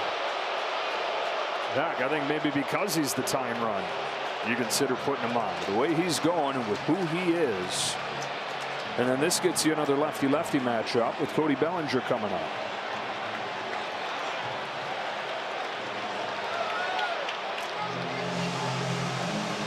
Pete Walker's out for a visit. We get a quick word from Strauss. From the fields we farm to the fields we play, work wins the game. Strauss at Major League Baseball. Gear for any season. There's something psychological that guys can handle when they're batting behind a guy who gets intentionally walked to face them, and there's guys that perform extra better when that happens. It's a matter of the personality and how they take that.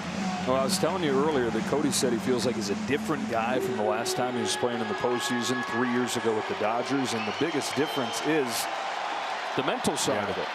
Just so much simpler, not nearly as many thoughts up there. It's reflected in his swing and his approach. So simple. Tying run aboard. Go ahead run at the plate, and a strike on Bellinger, who has faced Eric Lauer quite a bit through the years when those guys were in the same division in the West. And remember Bellinger describing his fastball as freaking weird. Yeah. Sneaky fast. It's an extra carry. On an 0-1, Bellinger cracks one to left center field. That is Lucas to make the catch. 2 out. Judge back to first. That's why I've always tried to explain everything can't be measured by velocity, and that is going to be the last one. So we'll carry that conversation afterwards. How about Eric Lauer? How about how this bullpen game is going for the Blue Jays? John Schneider pushing all the right buttons so far.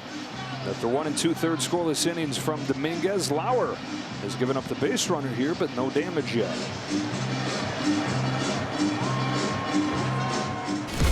Our game summary is sponsored by Chipotle. Game 4 between the Yankees and the Blue Jays. After the Yankees come back to force this game, the Blue Jays get right off of the deck, score in the first inning. After the Yankees tied it, Jays retook the lead in the 5th.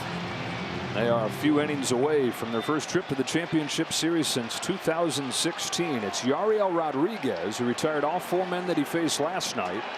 On for Stanton. Tying run at first in the form of Judge. I tell you, I know they want Stanton to hit, but high leg kick, slow delivery, Judge at first, down by 1. Gutsy call to try to get into scoring position with a stolen base. Has not been a caught stealing with Rodriguez on the mound this year. 2-0 on Stanton.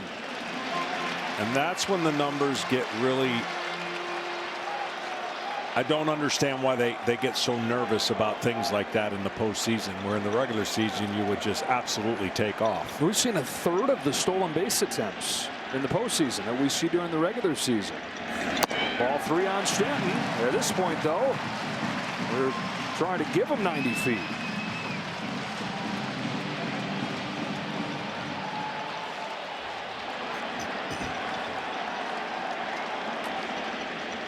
Green light if he wants it. Takes a strike. Bullpen games can be so frustrating on the other team, especially if everybody kind of does their job, but it only takes one guy to not have his best stuff or best moment that can throw everything off. There goes Judge on a 3-run. It's ball 4. Judge is into second either way. And so the tying run is in scoring position on a walk for Giancarlo Stanton. He's on as the go-ahead run, and Jazz Chisholm Jr., who gave him the lead last night, comes up to the plate.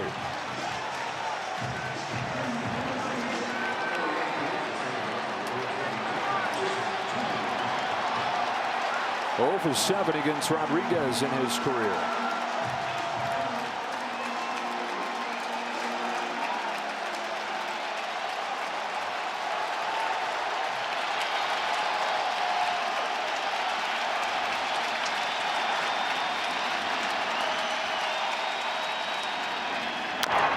Strike 1. Hard to believe, but this is the first at bat with a runner in scoring position for the Yankees tonight. That's how good of a job the bullpen has done. The lone run, of course, a home run. So a chance here with this crowd just waiting to explode. And as good as the home runs have been lately, the Yankees 11 for their last 19 with runners in scoring position. Chisholm grounds one to second for Ernie Clement. And the Blue Jays are out of the 6th inning jam. They are 9 outs away from their first championship series trip in 9 years.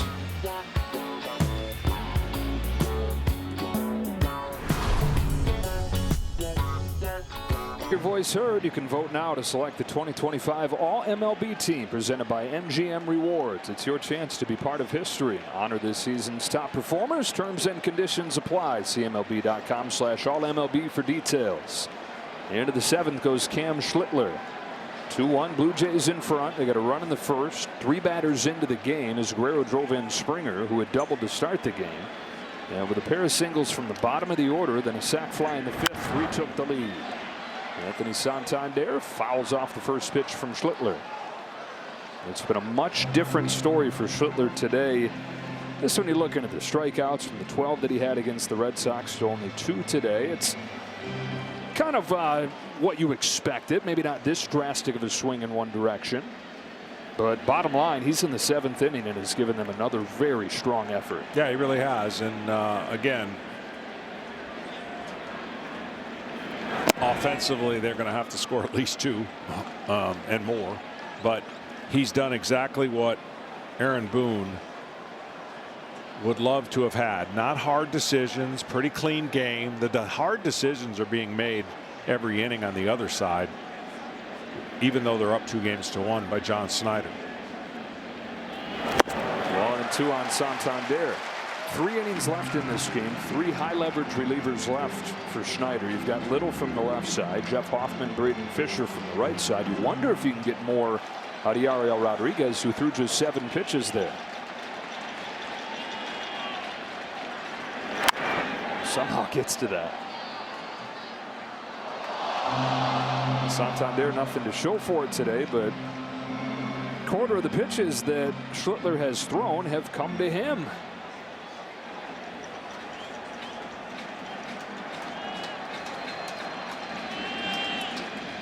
Another 1-2. Santander lays off. Count evens.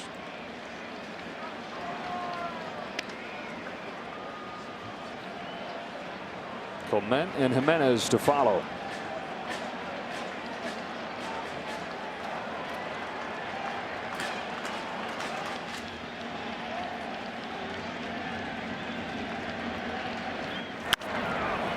Pop up. McMahon is over. And stumbling makes the grab. He's been everything for the Yankees tonight.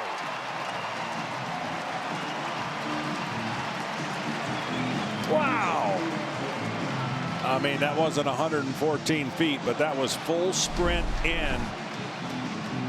And he had to check his environment, making sure and seeing how close he was to the dugout. What an athletic play. Saw him go into the dugout in Schlittler's last start when Schlittler went out there for the 8th inning. It stops a little bit shy. Still, though, Gets dirty. Yeah, you go from grass to the track there in cleats. Gave out, huh? Yeah. That is okay. He's got the home run that has the Yankees on the board. Now, fun defensive play there for the first out of the 7th. Can they get Ernie Clement out? He's 1 for 2 with a run scored today. 8 for his last 10.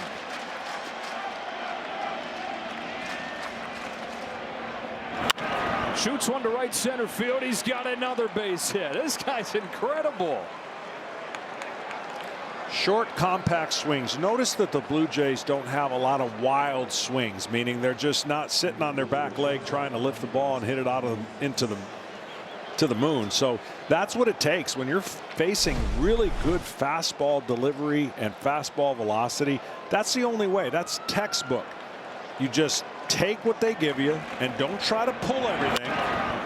And that's why you have a team philosophy that works. 9 hits in this series for Ernie Clement. No balls, 1 strike on the 9-hitter Jimenez. It was these guys that got to Schlittler in the 5th. Clement and Jimenez had back-to-back hits, 8 and 9. This has been the story of the Blue Jays this year. Contributions from all over the place. Never really knowing going into a game who it's going to be on that night. 0-2.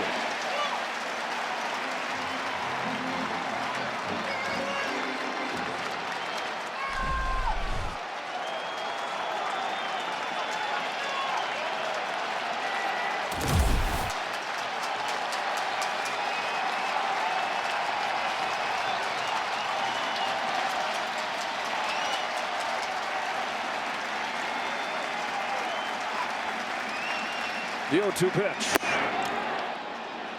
Aaron Boone's going to have a tough decision with the next batter coming to the plate. And the reason I think it's a tough decision, he's had some really good swings. He led off the game with a double. He laced his last one for the sacrifice. And it'll be interesting to see what he does against Springer, who's looked comfortable against Cam. So Williams is ready to go. That's a shot up the middle that Chisholm can't field. It was a scorcher, but he should have had it. And instead, 1st and 3rd for the Blue Jays. Instead of an inning-ending double play, the door swings open. Yeah, this ball took off and I think just really exploded when it hit the ground. This ball hits the end of the grass and has a skip to it that is, it just ate him up. And that is how Schlittler's night comes to an end. Cam Schlittler's 2nd consecutive start with his team facing elimination goes into the 7th and has more than given him a chance to extend their season again.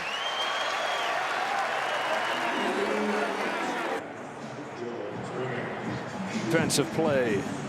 Ryan McMahon for the Jazz Chisholm. Instead of a double play to end the inning, can't get it cleanly as it skips off the lip of the grass there into center field. And so it'll be up to Devin Williams to try and get out of this jam and keep it 2-1. Williams yesterday went more than an inning for the first time in a Yankees uniform. He's back out there to face George Springer. 1st and 3rd, 1 away. Strike 1 as the bottom falls out of that changeup.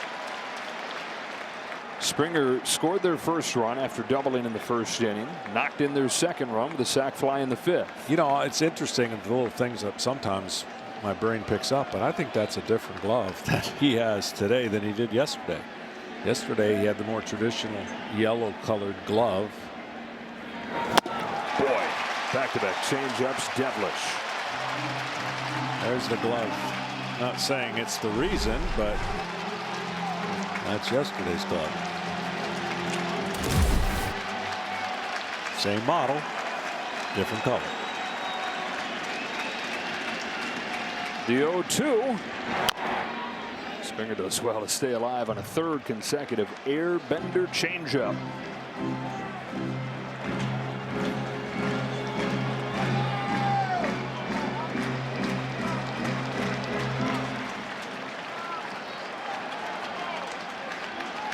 Clement at 3rd, Jimenez at 1st. Bottom of the Blue Jays order trying to do it again for him. Another 0-2 to Springer. Taken this time. 4 pitches, all changeups. Yankees have cooled off the Blue Jays a little bit with runners in scoring position. They were absolutely on fire the first 3 games, 12 for 27.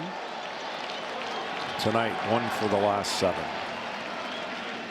Springer on 1-2, swings and fouls it off, just barely staying alive.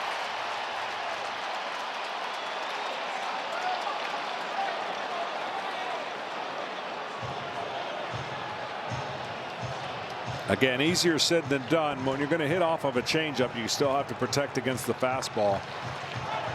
You got to wait and think right center. If you try to pull that pitch, you're going to swing over the top. You're going to swing and miss or pull it right to the infield for a possible double play. Well, Williams would give for one of those here. 1-2 is tapped foul again. Well, 6 pitches, all changes. There's a guy that used to pitch for this team that now pitches for Detroit that's thrown 62 changeups in a row. Mr. Canely. So I've seen nobody moves up in the box, nobody changes. So if you have success with one pitch, you can just keep going to it. See if that's what he does here. It is a swing and a miss on a change and a stolen base for Jimenez. So he sticks with it and gets the strikeout. Jimenez gets the first stolen base of this series for either side. And Nathan Lucas comes up with 2 away. Safe to say this is the at-bat for the Yankees season. And what I mean by that is the guy who's on deck you do not want to face, because one of 2 things is going to happen. That means the bases are loaded or 2 runs are already in. Devin Williams knows that. Nathan Lucas takes high. You got the superstar Lumen on deck with the 31-year-old at the plate who's given his first shot here after 10 years in the minor leagues. Can he be the latest Blue Jay to deliver in the clutch? On a 1-0 from Devin Williams. Lucas shoots one into center field. He's come through. Clement in to score. Jimenez right behind him, and Nathan Lucas has delivered. The Blue Jays lead 4-1 with a 2-out base hit from Lucas. Well, the Blue Jays did it, right? They got the big hit with 2 outs. And just as soon as you knew that that at-bat was going to be so huge for the Yankees' chances, not saying they can't come back.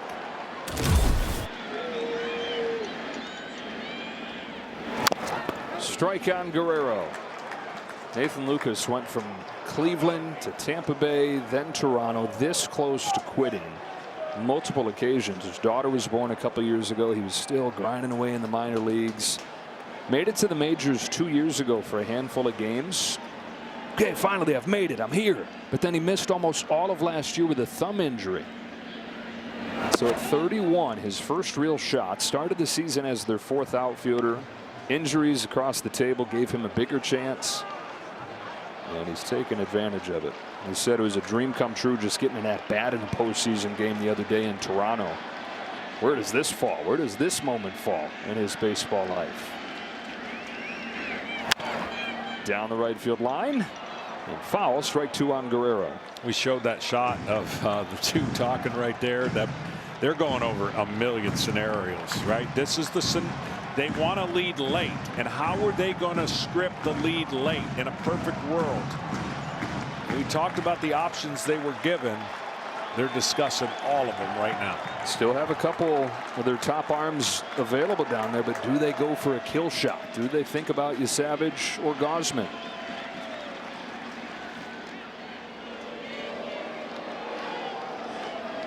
The bottom line is the Yankees have 2 hits, and the Blue Jays have 9. And that's led to the 4 runs.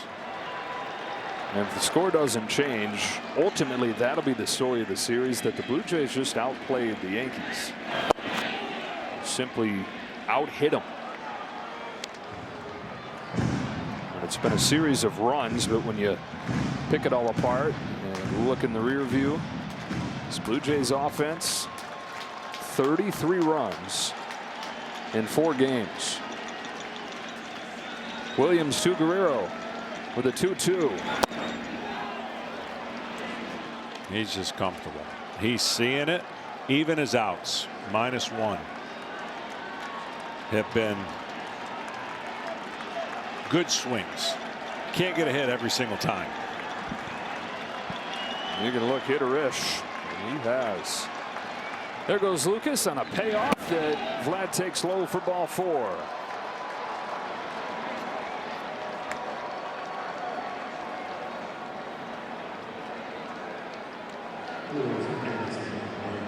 Time for Fox Foresight, powered by Google Cloud. As Addison Barger comes to the plate, give him a 48% chance to get a 4-hit game here. 48%. That's high and specific.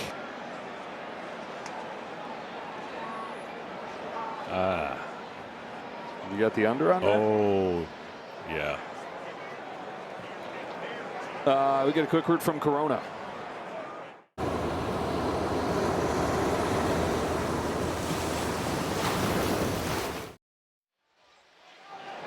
Now, Devin Williams struck out George Springer, but hit from Lucas.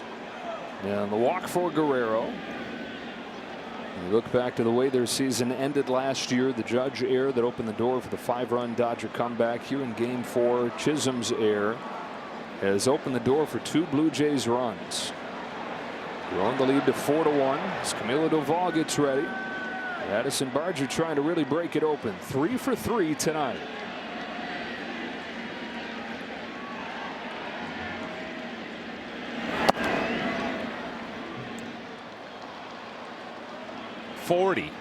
Two-strike pitches tonight against the Blue Jays. 3 Ks. That is the story of an offensive philosophy that works. And if they win this game, that'd be, if it stayed there, 10 strikeouts total in the 3 wins in this series. Yeah.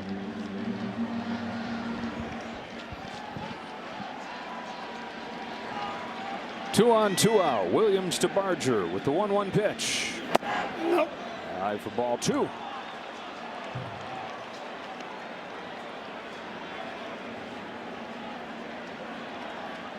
And what the bullpen does has made the difference for the Yankees in this postseason. In the 3 wins, they've not given up a single run. In the 3 losses, 17. 2-1 from Williams. Shot down the line, foul. Jays touching the Yankees bullpen. Can the Yankees figure out the Jays pen in this bullpen game?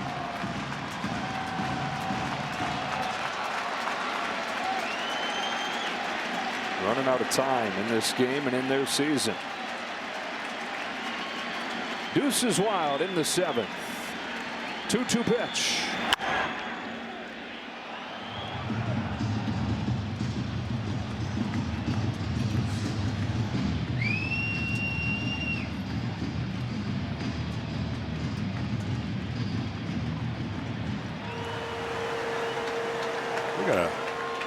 We got to check on the record for most 3-hit games by players on a team. I mean, everywhere it seems like every time you look up, you get multiple guys that are looking to get their 4th hit. Ernie Clement feels like he's fallen out of bed with 3 hits already. 2 more of them today. 2 of the 4 runs scored. See how I did that on air to get Rick to go look at something. Right. He's hammering away on his keyboard.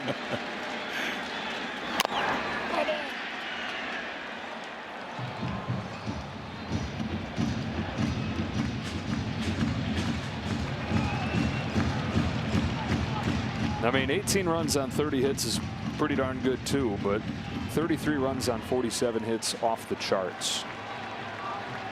Top hit collecting team in baseball during the regular season. That's been amplified in this division series. They've had the power in addition. Another 3-2 pitch to Addison Barger. Flipped into left field for Cody Bellinger. And we stretch at Yankee Stadium. But the Blue Jays add 2. It's Nathan Lucas. Said he was living his dream, getting to play in a postseason game the other day. How about contributing a big hit and putting hot coals on Jazz Chisholm?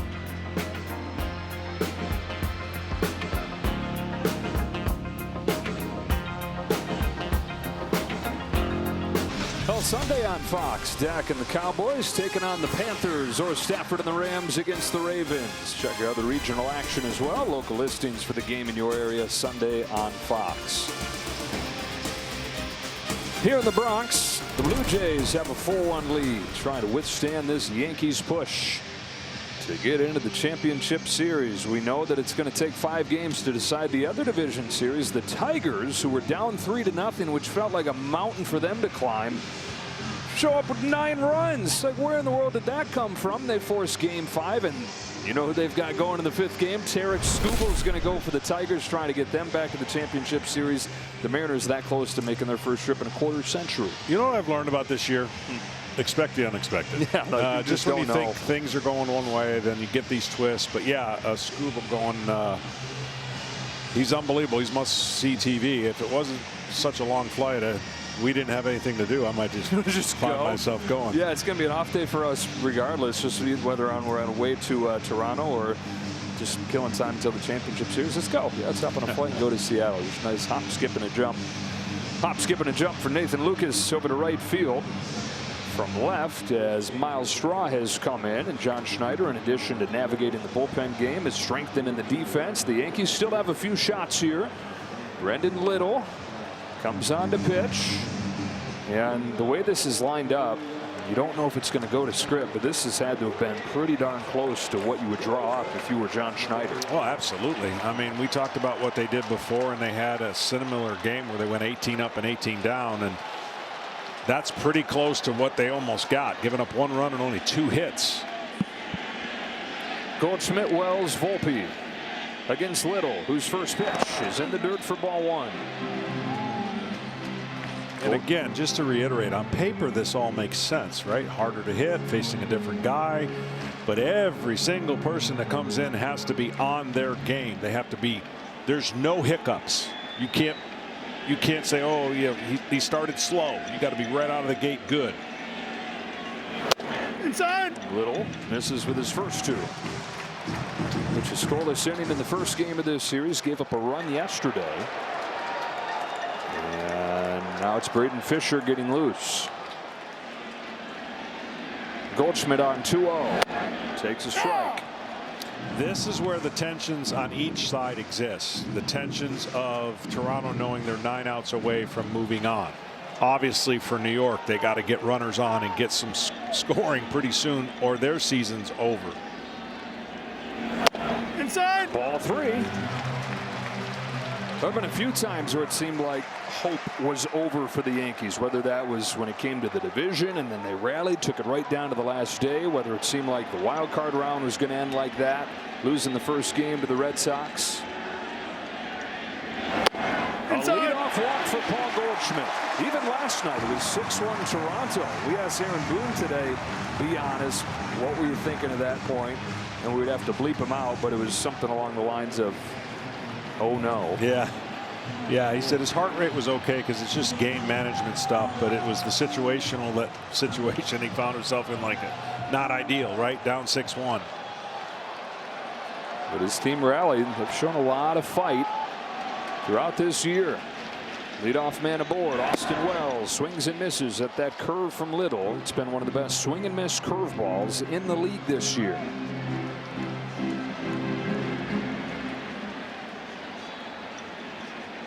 First time the Yankees have had the leadoff man on since the 4th. Only the second time today. And they have just 2 hits.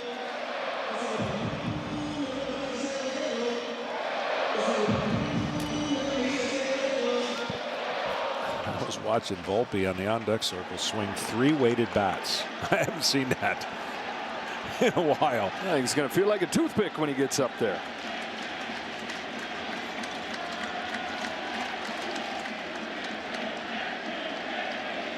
Austin Wells takes outside. Ball 2. 3 of them. 3.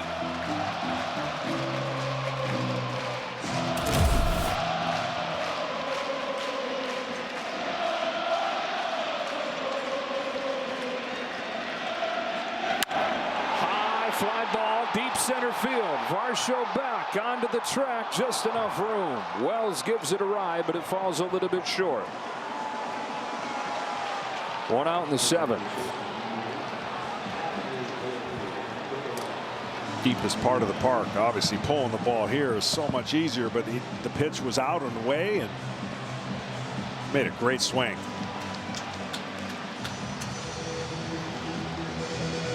Pete Walker's out for a visit with Anthony Volpe coming to the plate. Running out of chances to figure it out. He's 0 for 2 with 2 more Ks today.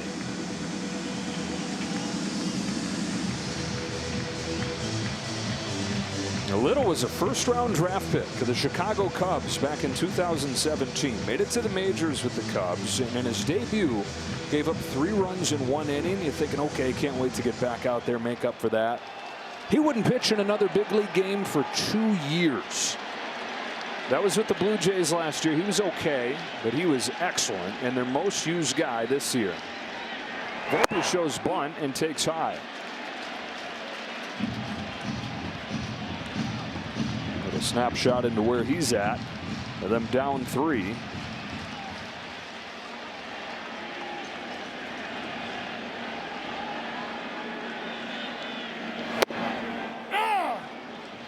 Ball and a strike on Volpe. 19 home runs during the regular season, 1 of them here in the postseason.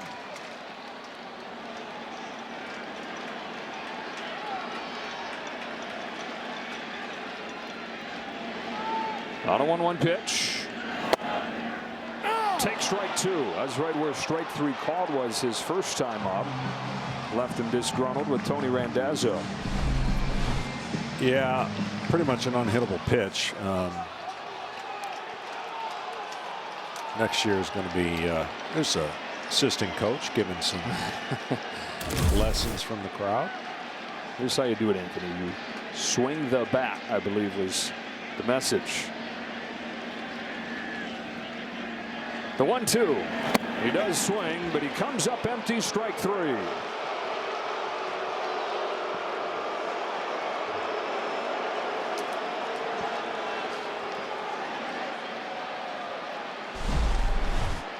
Tremendous breaking ball. This ball starts up to where it looked like it might be a fastball, and that is so much depth to that break.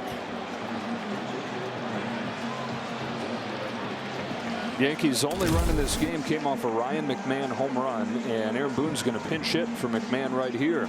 Instead of the lefty-lefty matchup, it's Ahmed Rosario, who has hit lefties hard. That's been his main role since coming to the Yankees at the deadline.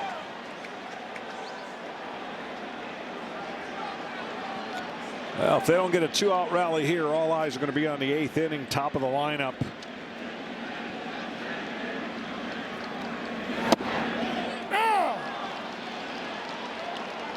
We'll see who that'll be for the Blue Jays.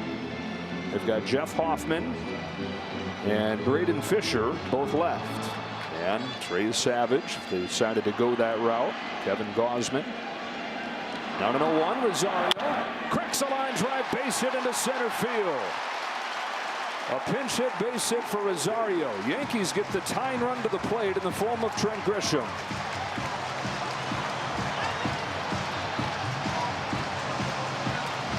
Well, same scenario as the other inning. When the reliever knows who's on deck, it's super important pitch selections, and super important he gets Grisham out, because just like I said in the last inning, facing Guerrero means either bases loaded or run in.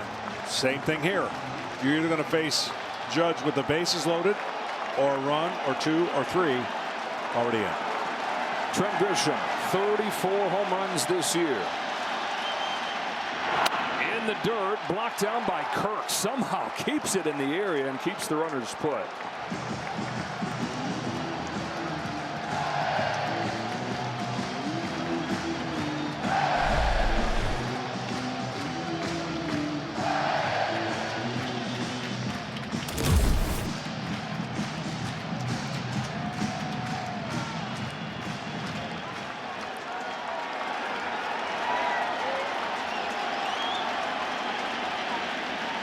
Little to Grisham. 1-0. In there. 6 different pitchers used by the Blue Jays tonight, trying to bullpen their way to the championship series. The Yankees have one comeback left in them. The 1-1 pitch. Grisham sends a high pop fly down the left field line. Jimenez is over. Jimenez is there, makes the catch, and ends the 7th. Well, the wind has played tricks on the Jays and the Yankees both in this series, but Jimenez able to stick with that one. Little the latest to put up a 0 for the Jays.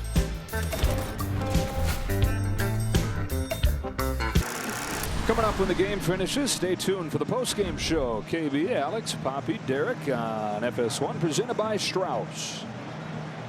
Nathan Lucas, big 2-run single to grow the Blue Jays lead to 4-1. To the 8th inning we go. Camilo Doval, who has emerged as the weapon the Yankees thought they were trading for when they got him with the Giants, but better late than never. Alejandro Kirk leads off and takes a bender for a strike. John, how many brothers and sisters does this guy have? You know what? There's a lot of things I'm going to forget in life. I will Most of what I've told you? No, I will never forget. He has 24. Rosario stays in after pinch hitting, plays third. Kirk takes a ball, 1-1. Well, looking ahead to the bottom of the 8th for the Yankees. Top of the order is coming up. Judge, Bellinger, Stanton. That's 2, 3, and 4. And it looks like it's going to be Braden Fisher going for the Blue Jays. You figure it'd be Fisher or it'd be Hoffman. Those are the two top leverage right-handed arms they have left. It's not going to be Tommy Nance, and it's not going to be Justin Brule. The wild card in this whole thing is Trey Savage. We have not seen him. Chopper down the line and a base hit. Rosario's in there instead of McMahon, and Kirk's able to get it by him and cruise into second with a leadoff double. And they can hardly watch as the defense continues to show cracks here. He's not hit particularly hard. No, but perfect.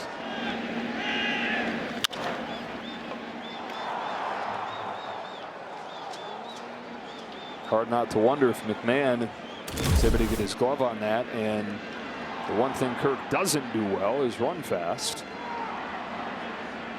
But instead, it's a leadoff double. And it's Dalton Varsho at the plate.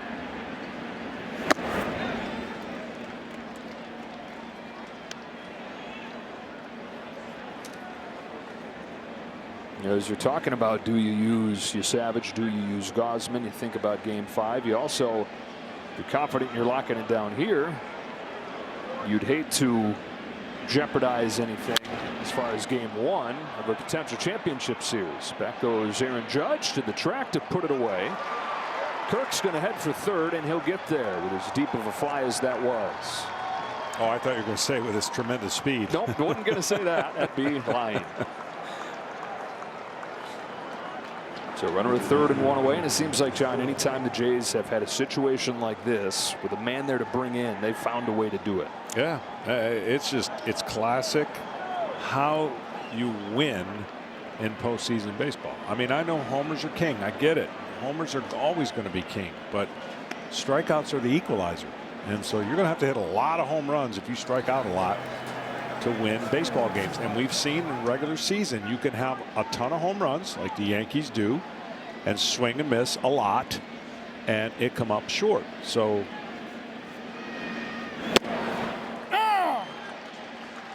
contact for me at the right time, and that's what every manager will preach. Contact at the right time helps win baseball games. Jays are hoping helps win championships. Miles Straw, his first at bat of the game, came on for his defense. Waves and misses, and it's 0-2.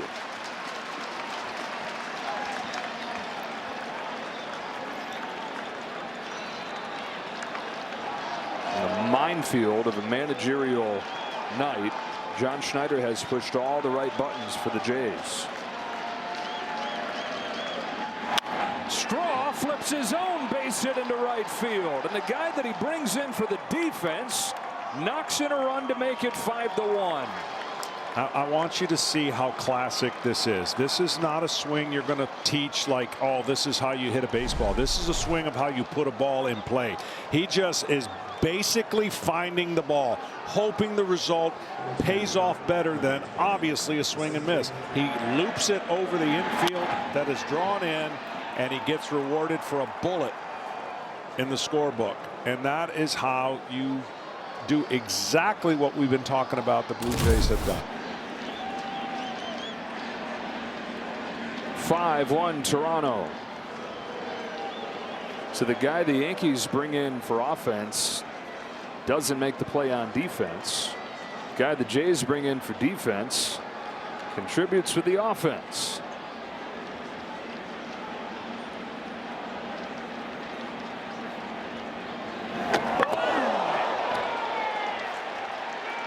Clement gets hit by 96. Everybody's saying calm down, and you can understand why you get hit in the head by 96. You're anything but that. Clement will take his base. Well, he slide steps and loses complete command, trying to worry about the runner at first. This quick slide step, and look at this slider that hits him on the shoulder, thankfully. This slider just gets away from him and thankfully hits him on the shoulder blade and not the back of the neck or the helmet. Camilo says, my bad. It's a scary moment there for Ernie Clement. I believe he said no fun. It's a family-friendly show.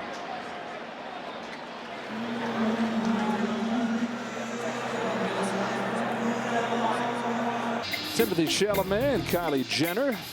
Some pretty darn good seats. Spike Lee wishes that his view wasn't so good of this one. Yankees have fallen down 5-1 here in the top of the 8th. David Bednar on to try and keep it right here. Yankees closer did his job last night and has done his job since coming over from the Pirates after a rough start. Sees that closer role. Misses away to Andres Jimenez.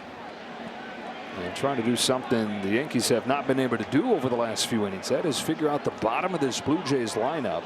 Clement and Jimenez have together reached each of their last 5 times up and scored 3 runs.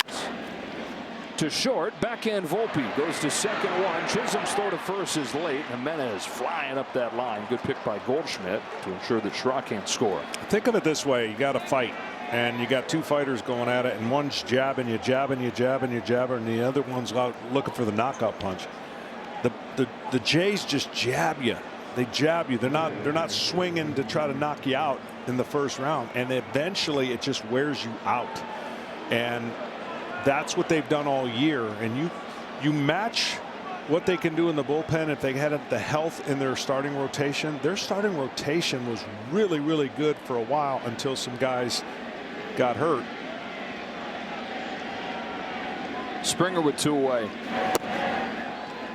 Whereas the Yankees threw in the year in a fight, they're looking for the knockout punch. They're trying to. They're just gonna. It's gonna be quick and over. And when you get it, good for you. Yeah. But there's some swinging and missing. That's exactly right. Figuratively and literally.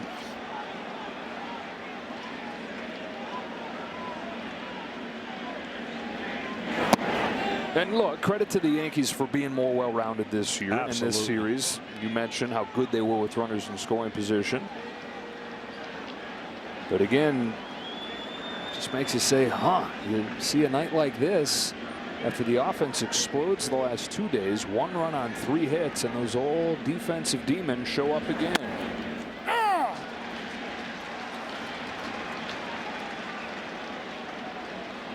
Chisholm's there, open the door for 2. The Yankees have had chances the last 2 innings, but have stranded 2 in both of them.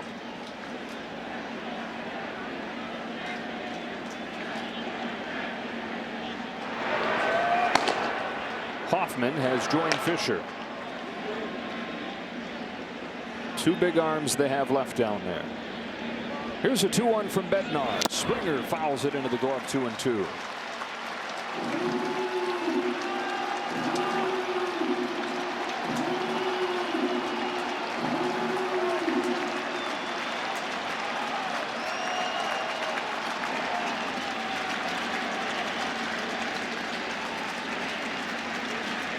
The 2-2. Runner goes from first. A swing and a miss. That's strike 3. Jays another massive insurance run. It's Miles Straw to knock it in. 5-1 with Judge coming up for the Yankees.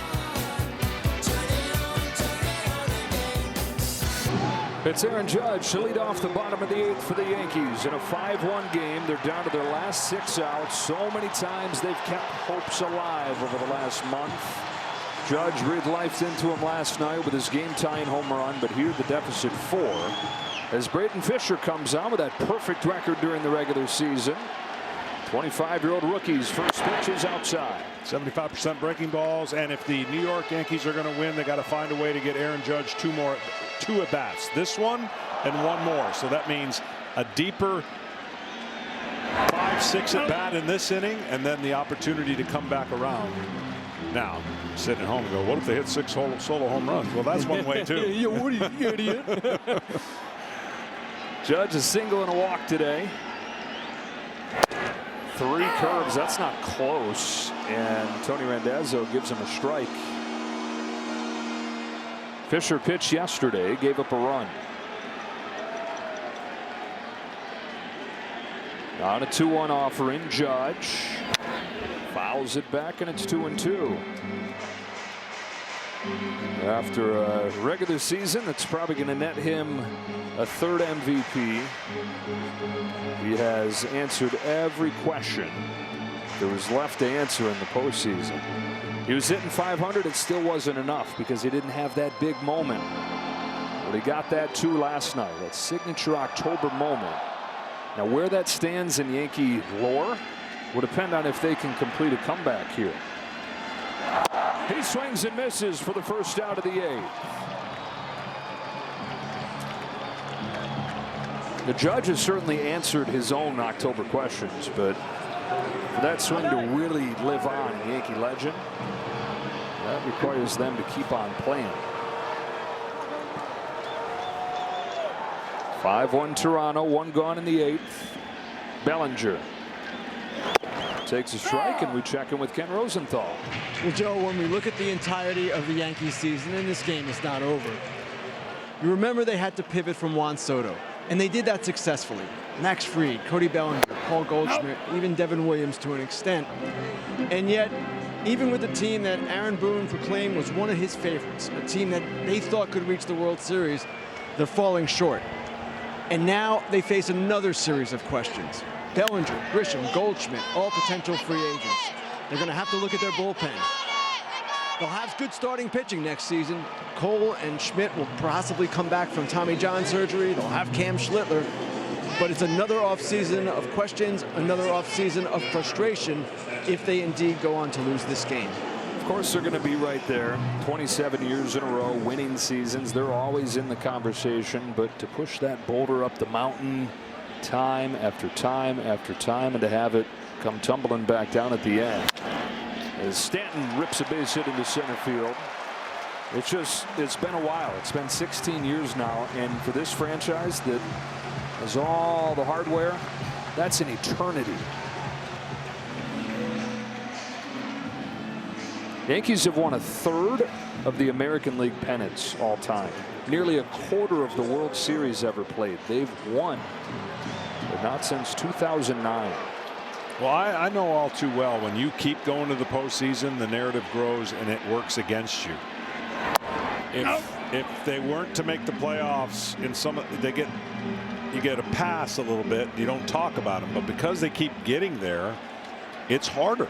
And it's hard to win. And so when they haven't won at the level that it's been expected, that critique grows. And look, I lived it. 14 straight years of winning a division title, 1 World Series.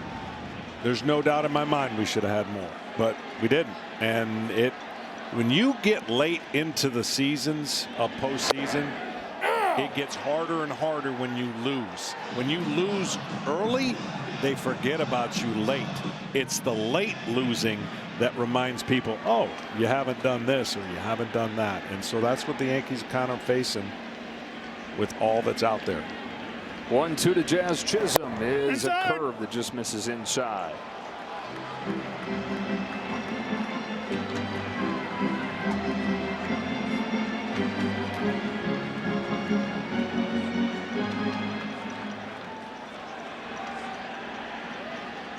Chisholm, after the go-ahead home run yesterday, is 0 for 3 today. That'll reach the seat, stays alive.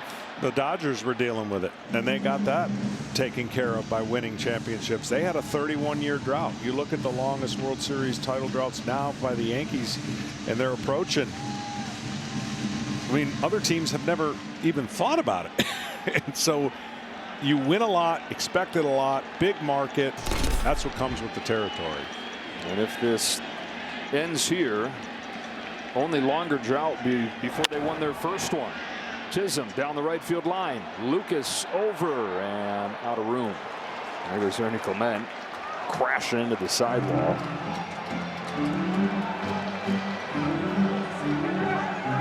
Between his at-bat and that wall. The ragdoll. Old hockey player in Rochester, New York. And apparently an incredible golfer, too. Yeah, scratch golfer. Yep. Another 2-2 coming to Chisholm. The Yankees can chip away here with 2 gone. Down to their last 4 outs.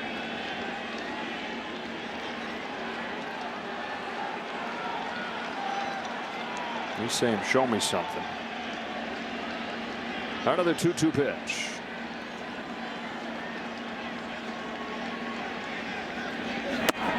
It goes full.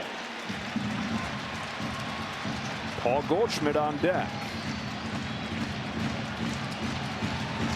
The rookie Fisher acquired in a trade for Kevin Biggio from the Dodgers. Fires the payoff and misses high. The Yankees with something bubbling here. 2 aboard with 2 gone in the 8th.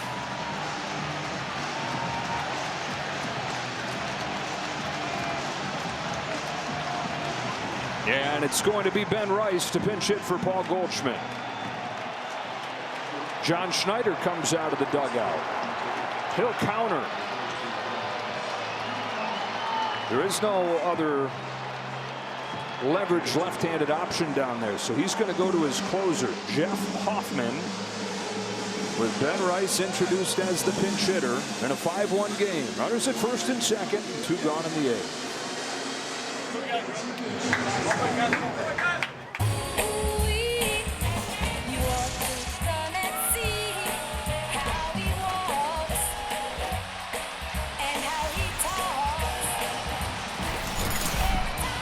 Yankees holding on to hope here, down 5-1. Ben Rice sent up as the pinch hitter, and Jeff Hoffman comes on for John Schneider.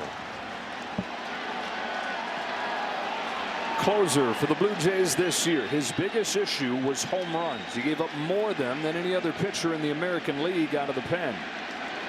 Rice hit one of them. It was a game winner.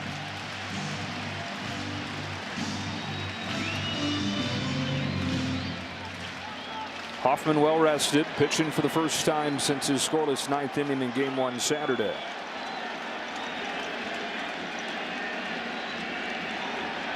Throw to second. And Stanton's in there safely. Oh, that would have been awful.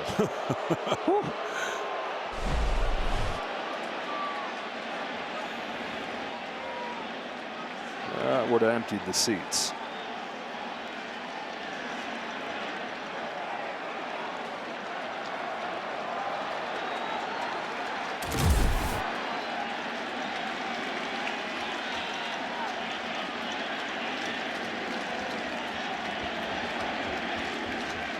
On a 1-0 pitch, Ben Rice swings and misses at that splitter. And yes, Jeff Hoffman has a splitter as well. It's given the Yankees all kinds of fits all series long. Hoffman is the 8th pitcher in this bullpen game for the Jays. Fluharty gave up a run in the 2nd. That's it. In the dirt, ball 2. Wells is on deck. And as the season has gone on for Hoffman, the problem has gone from giving up too many home runs to issuing too many walks as he falls behind here.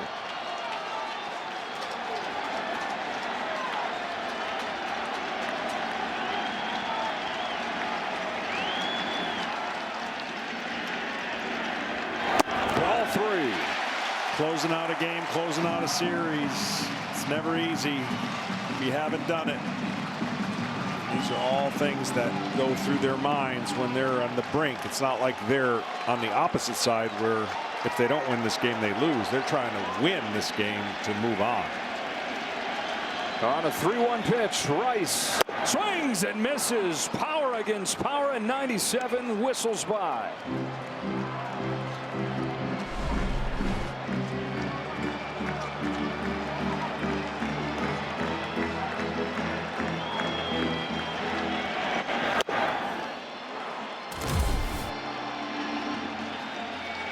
Runners get a head start. Stanton from second, Chisholm from first.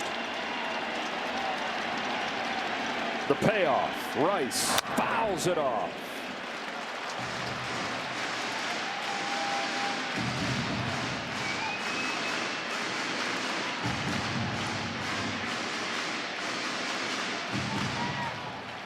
Ben Rice, one of the big surprises for the Yankees this year. 26 home runs in his first full year.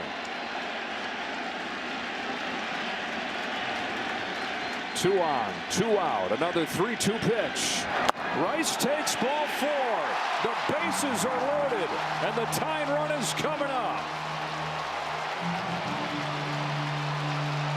They just refuse to roll over. Splitter, but never close enough to entice a full swing. Austin Wells to the plate with a chance to tie it with one swing. Drives the ball in the air to left field, but Miles Straw will settle under it, and the Blue Jays are out of the bases loaded jam.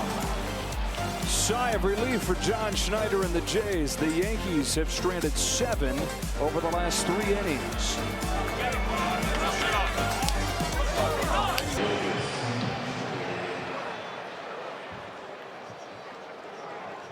Top of the 9th inning, David Bednar stays on to pitch for the Yankees. We've had opportunities the last few innings to cut into this deficit. They leave 2 in the 6th and the 7th, and the bases loaded in the 8th.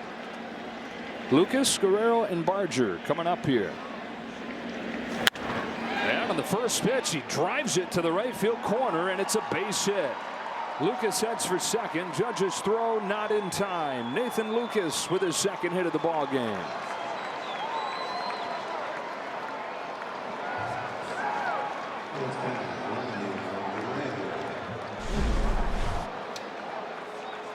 To get to this pitch, look how flat the bat is. You cannot have a big wind-up swing for the moon's approach. It's just flat and to the ball. Part of a 12-hit night for the Jays. And now Vlad Jr., who has hit a walk, takes a curve for a strike. But it's the Jays offense doing all this, remember, without Bo Bichette, who is their probably best all-around hitter. Although Vlad has made himself look like as good of an all-around hitter as there is in baseball. Vlad very streaky, though, during the regular year.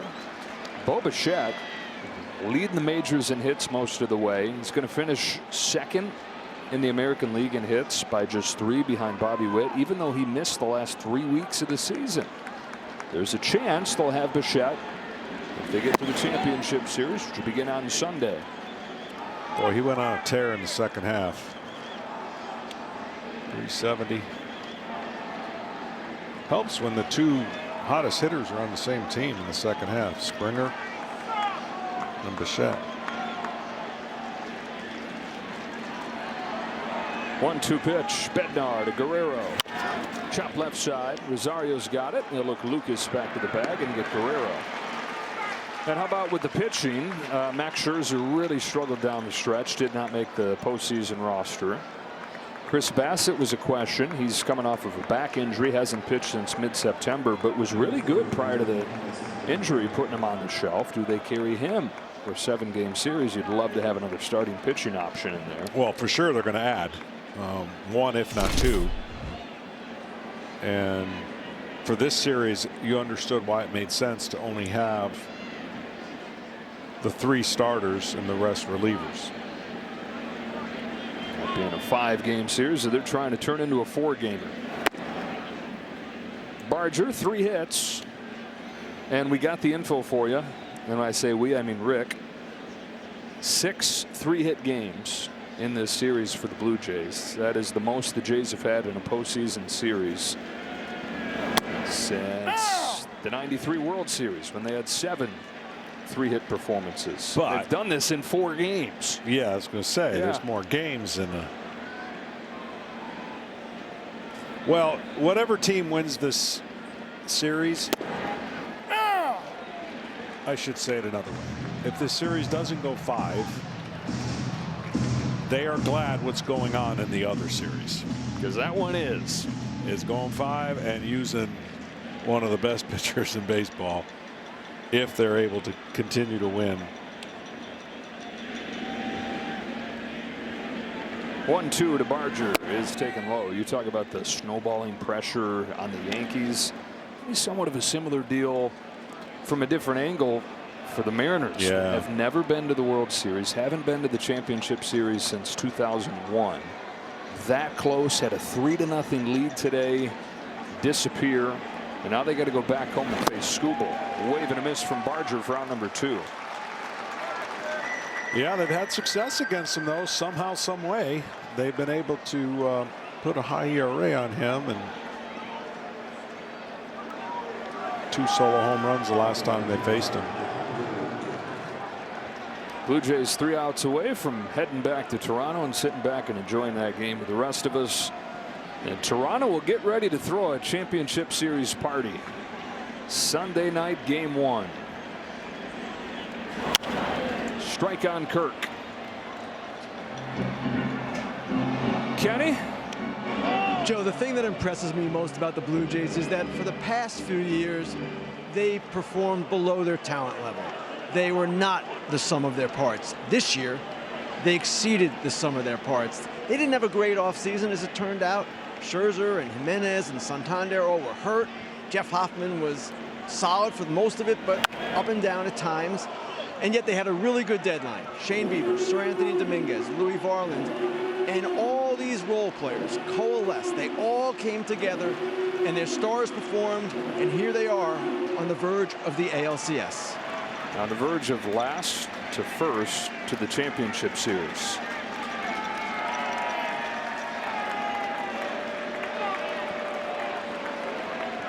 And no small thing, home field advantage. No, not with the way that home field advantage works, right? Mm-hmm. That is someplace. The Rogers Center. Yeah, chances are temperature's going to drop enough where the roof would be closed. Beautiful having it open, but loud when it's closed. I mean, loud when it's open too, but just extra loud.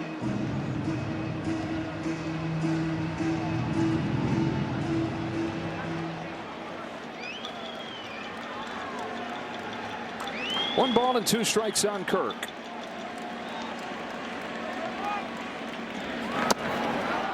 Eight, 9, and 1 due up for the Yankees. In a dream scenario, you get the first 3 guys on, and you have Judge come up as the tying run.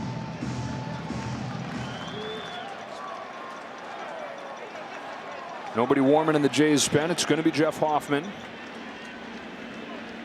Here's a 2-2. And a swing and a miss for strike 3. Job well done, David Bednar, to keep the Jays right there. Last breath for the Yanks.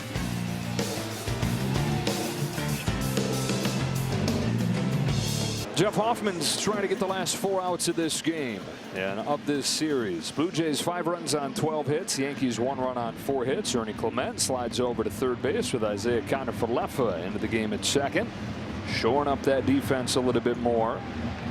Behind Hoffman, and it's going to be a pinch hitter instead of Anthony Volpe, who at this point looks like he's ending his season in the very worst way.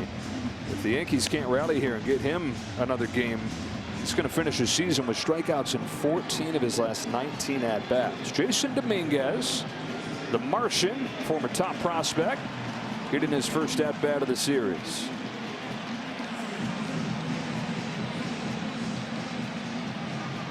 First at-bat of the series, first of the postseason for Dominguez, who had .257 this year and homered 10 times. Rosario in the top of the order and Grisham to follow here.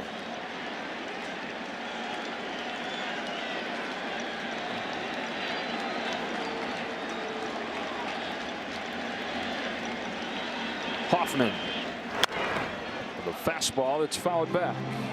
That's the one part that changes in this game. Like typically when you're down, you got to see if the pitcher can work himself into trouble, but right away swinging at the first pitch, it's a different philosophy. Outside. 1 ball, 1 strike. Hoffman, the 8th pitcher of this game for the Blue Jays. And just a roll call for who's done the work in this bullpen game. Varland to Fluharty to Dominguez to Lauer to Rodriguez to Little to Fisher to Hoffman. And it would be fitting that a team that has defined that word this year has the whole team get involved in game 4. That's up against the wall and a pinch hit double for Jason Dominguez to open the 9th.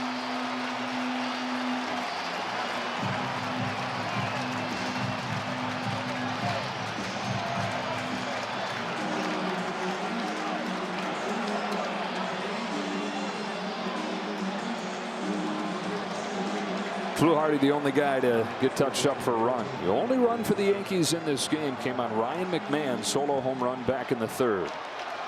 Chance after chance for the Yankees, though. 7 stranded the last 3 innings. Ahmed Rosario, a pinch hit single, up there for the 2nd time now.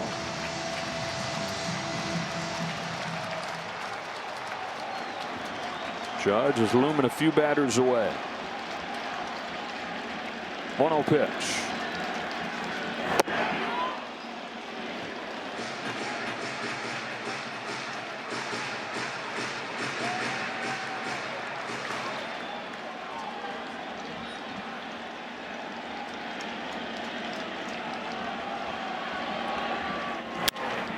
Fly to left center field. No big deal for Miles Straw. And he's got it for the first out of the 9th.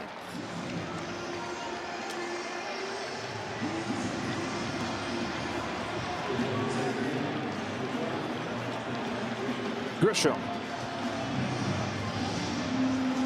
had his best game of the postseason yesterday. Doubled, walked, scored a couple runs, but 0 for 4 today.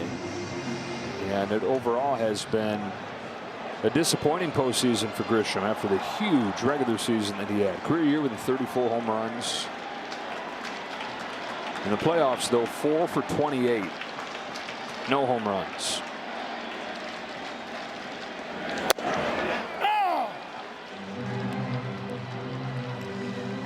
Yeah, when you look at his numbers and we talk about the outfield and how unbelievably successful the outfield for the Yankees was on the year, nobody came close.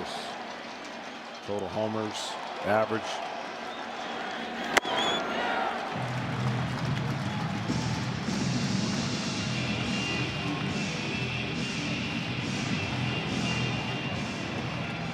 A Yankees team that had scored 16 runs over the last 12 innings coming into this game 4. There's 1 tonight. Ball 2 on Grisham. Judge is on deck.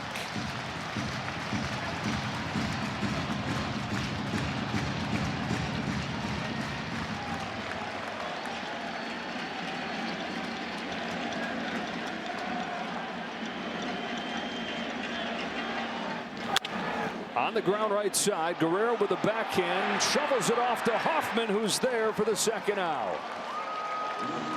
What a great play.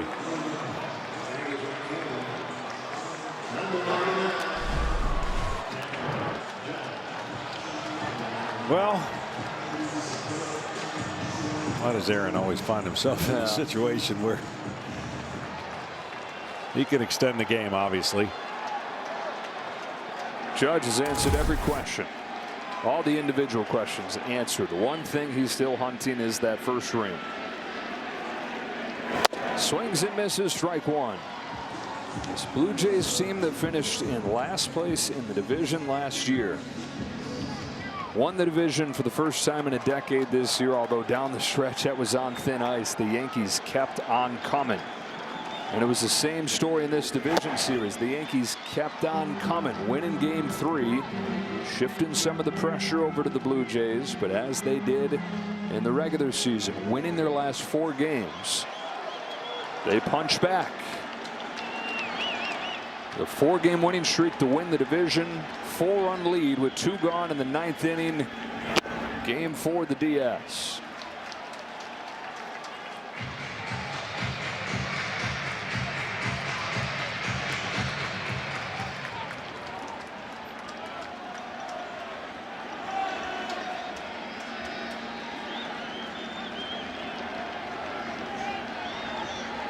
The 1-2 pitch to Judge. Cranked on the line to left field and off the wall. Aaron Judge bruises another baseball, knocks in another run. 5-2 and a series for the books here for Judge. My goodness. 114 right there. Yeah, this ball left up in the zone, spinning right there. Top spin, the only thing keeping it from going out. Judge 13 for 26 in this division series. Bellinger grounds one, foul. If Bellinger reaches, they get Stanton up as the tying run. But it's hard as a Yankees fan not to think right back to these last few innings now. Had they gotten just one here or there. Bellinger hitless today. No one from Hoffman. Swing and a miss, and again the Yankees down to their last strike.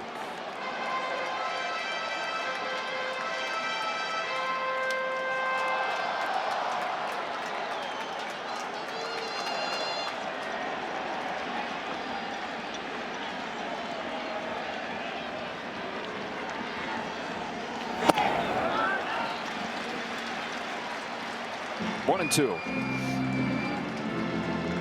If they can get Stanton up there, Stanton 3 for 7 against Hoffman. That includes a home run. 5-2, 2 gone in the 9th.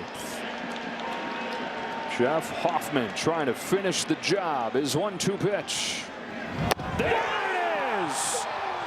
The Toronto Blue Jays have punched their ticket to the championship series. Going through the New York Yankees in 4 games, and again withstanding the Yankees' best punch.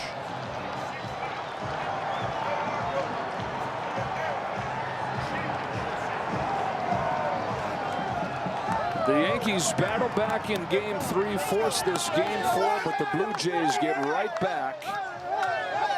And for the first time in 9 years, they'll play in the ALCS. They sure had a team effort and earned it. They statistically did all the things you had to do. And once again, they scored 5 runs, which is a magic number for them for success. And again, we can slice and dice this any way we want, but ultimately, yeah, 5 runs in this game, 34 over the 4 games. They just, big picture, bludgeon the Yankees. Yeah.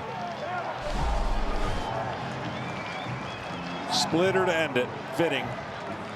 And that was the pitch that gave the Yankees so much trouble. 8 pitchers combined to hold the Yankees to just 2 runs in this clinching game 4. More and more people getting to know about these Toronto Blue Jays and their steady hand, salt of the earth manager John Schneider. Nothing normal about this guy right here, Vlad Jr. In the front office, the guys that had a lot of pressure on him with the postseason failures in recent years. As much the moves they didn't make as the ones they did, the bounce backs that they got from guys like Kirk and Bichette and Springer. And these Jays are headed to the championship series as the field dwindles with teams moving on. Nobody looks better than the Jays. Yeah, they're going to get better with their roster if these additions, can come through. and the starting pitching can continue to do what they're doing, they're going to be a tough out. And by not having to play Game 5, by not chasing things with Gausman or Savage in this series, they'll have Gausman and Savage lined up for games 1 and 2 against a team that had to play 5. Yeah. All right, Kenny, as the Blue Jays beat the Yankees in 4 in the American League East Championship, really. Of these teams tying the regular season, 94 wins apiece, the Jays proved to be the best of the bunch with a 5-2 win to finish things off. And now we get you to KB and the boys in studio for more postseason coverage.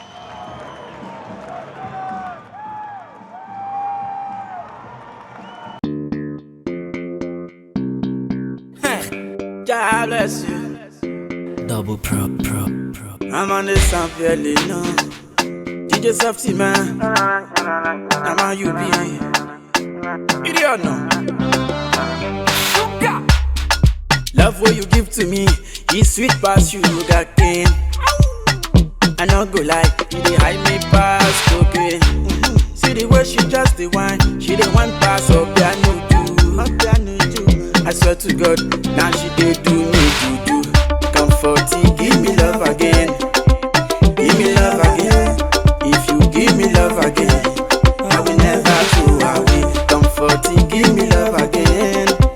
Give me love again. If you don't give me love again, it go make me go insane. Comforting, yeah. Yeah, comfort your mama no more so.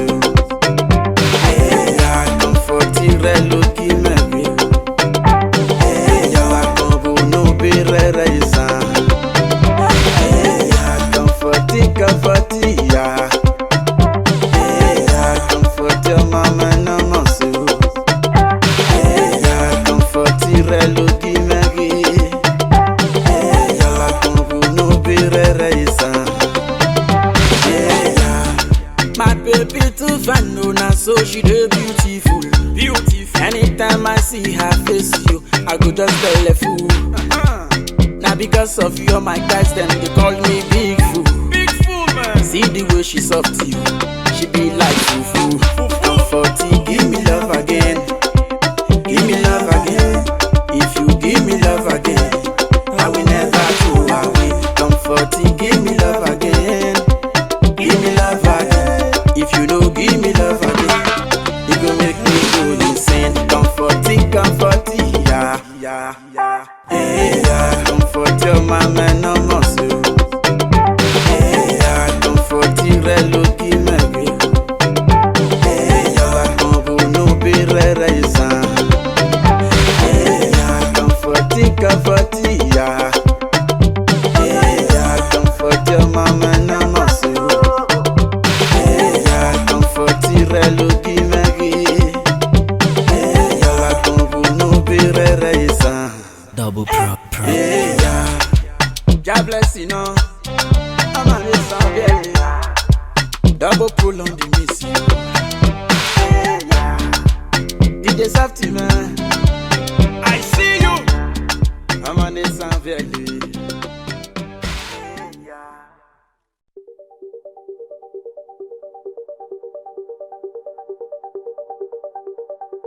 Как тяжко мертвецу среди людей, живым и страстным притворяться. Но надо в общество втираться, скрывая для карьеры лязг костей. Живые спят, мертвец встает из гроба, и в банк идет, и в суд идет, в сенат. Чем ночь белее, тем чернее злоба, и перья торжествующе скрипят. Мертвец весь день трудится над докладом, присутствие кончается, и вот нашептывает он, виляя задом, сенатору скобрезный анекдот. Уж вечер мелкий дождь зашлепал грязью прохожих и дома и прочий вздор, а мертвеца к другому безобразию с крыши ощущений несет таксомотор.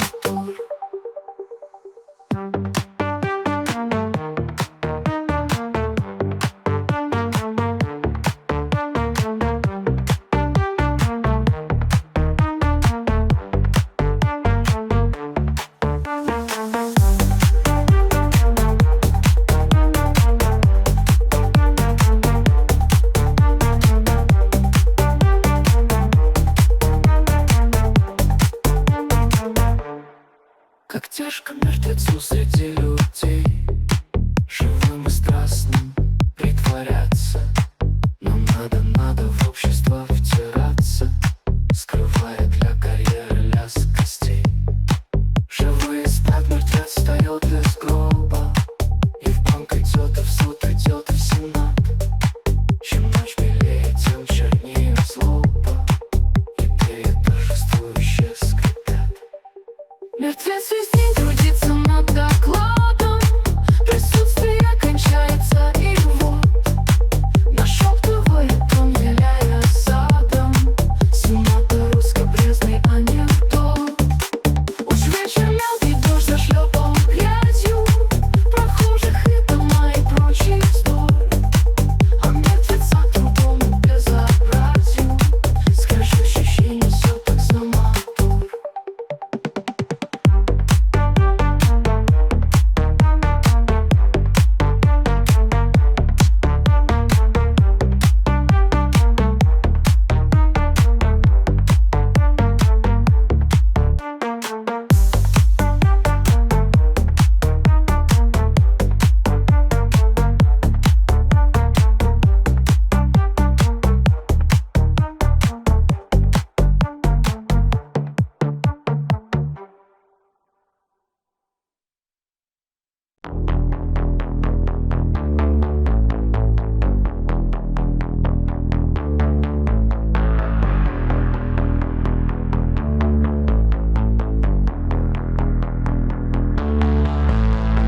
Так вы стоите на моем пути, такая живая, такая красивая, но такая измученная. Говорите все печально, думаете о смерти, никого не любите и презираете свою красоту. Что ж, разве я обижу вас?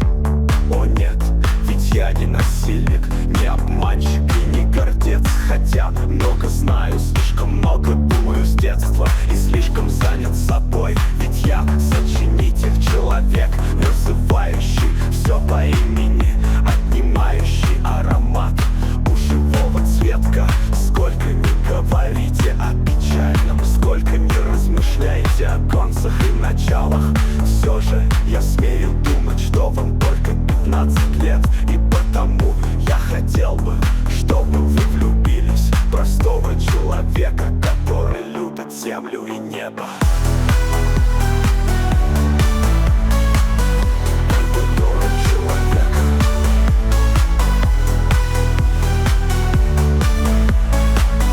Это добрый, печально, один много больше, чем рифмованные и нерифмованные речи о земле и о небе.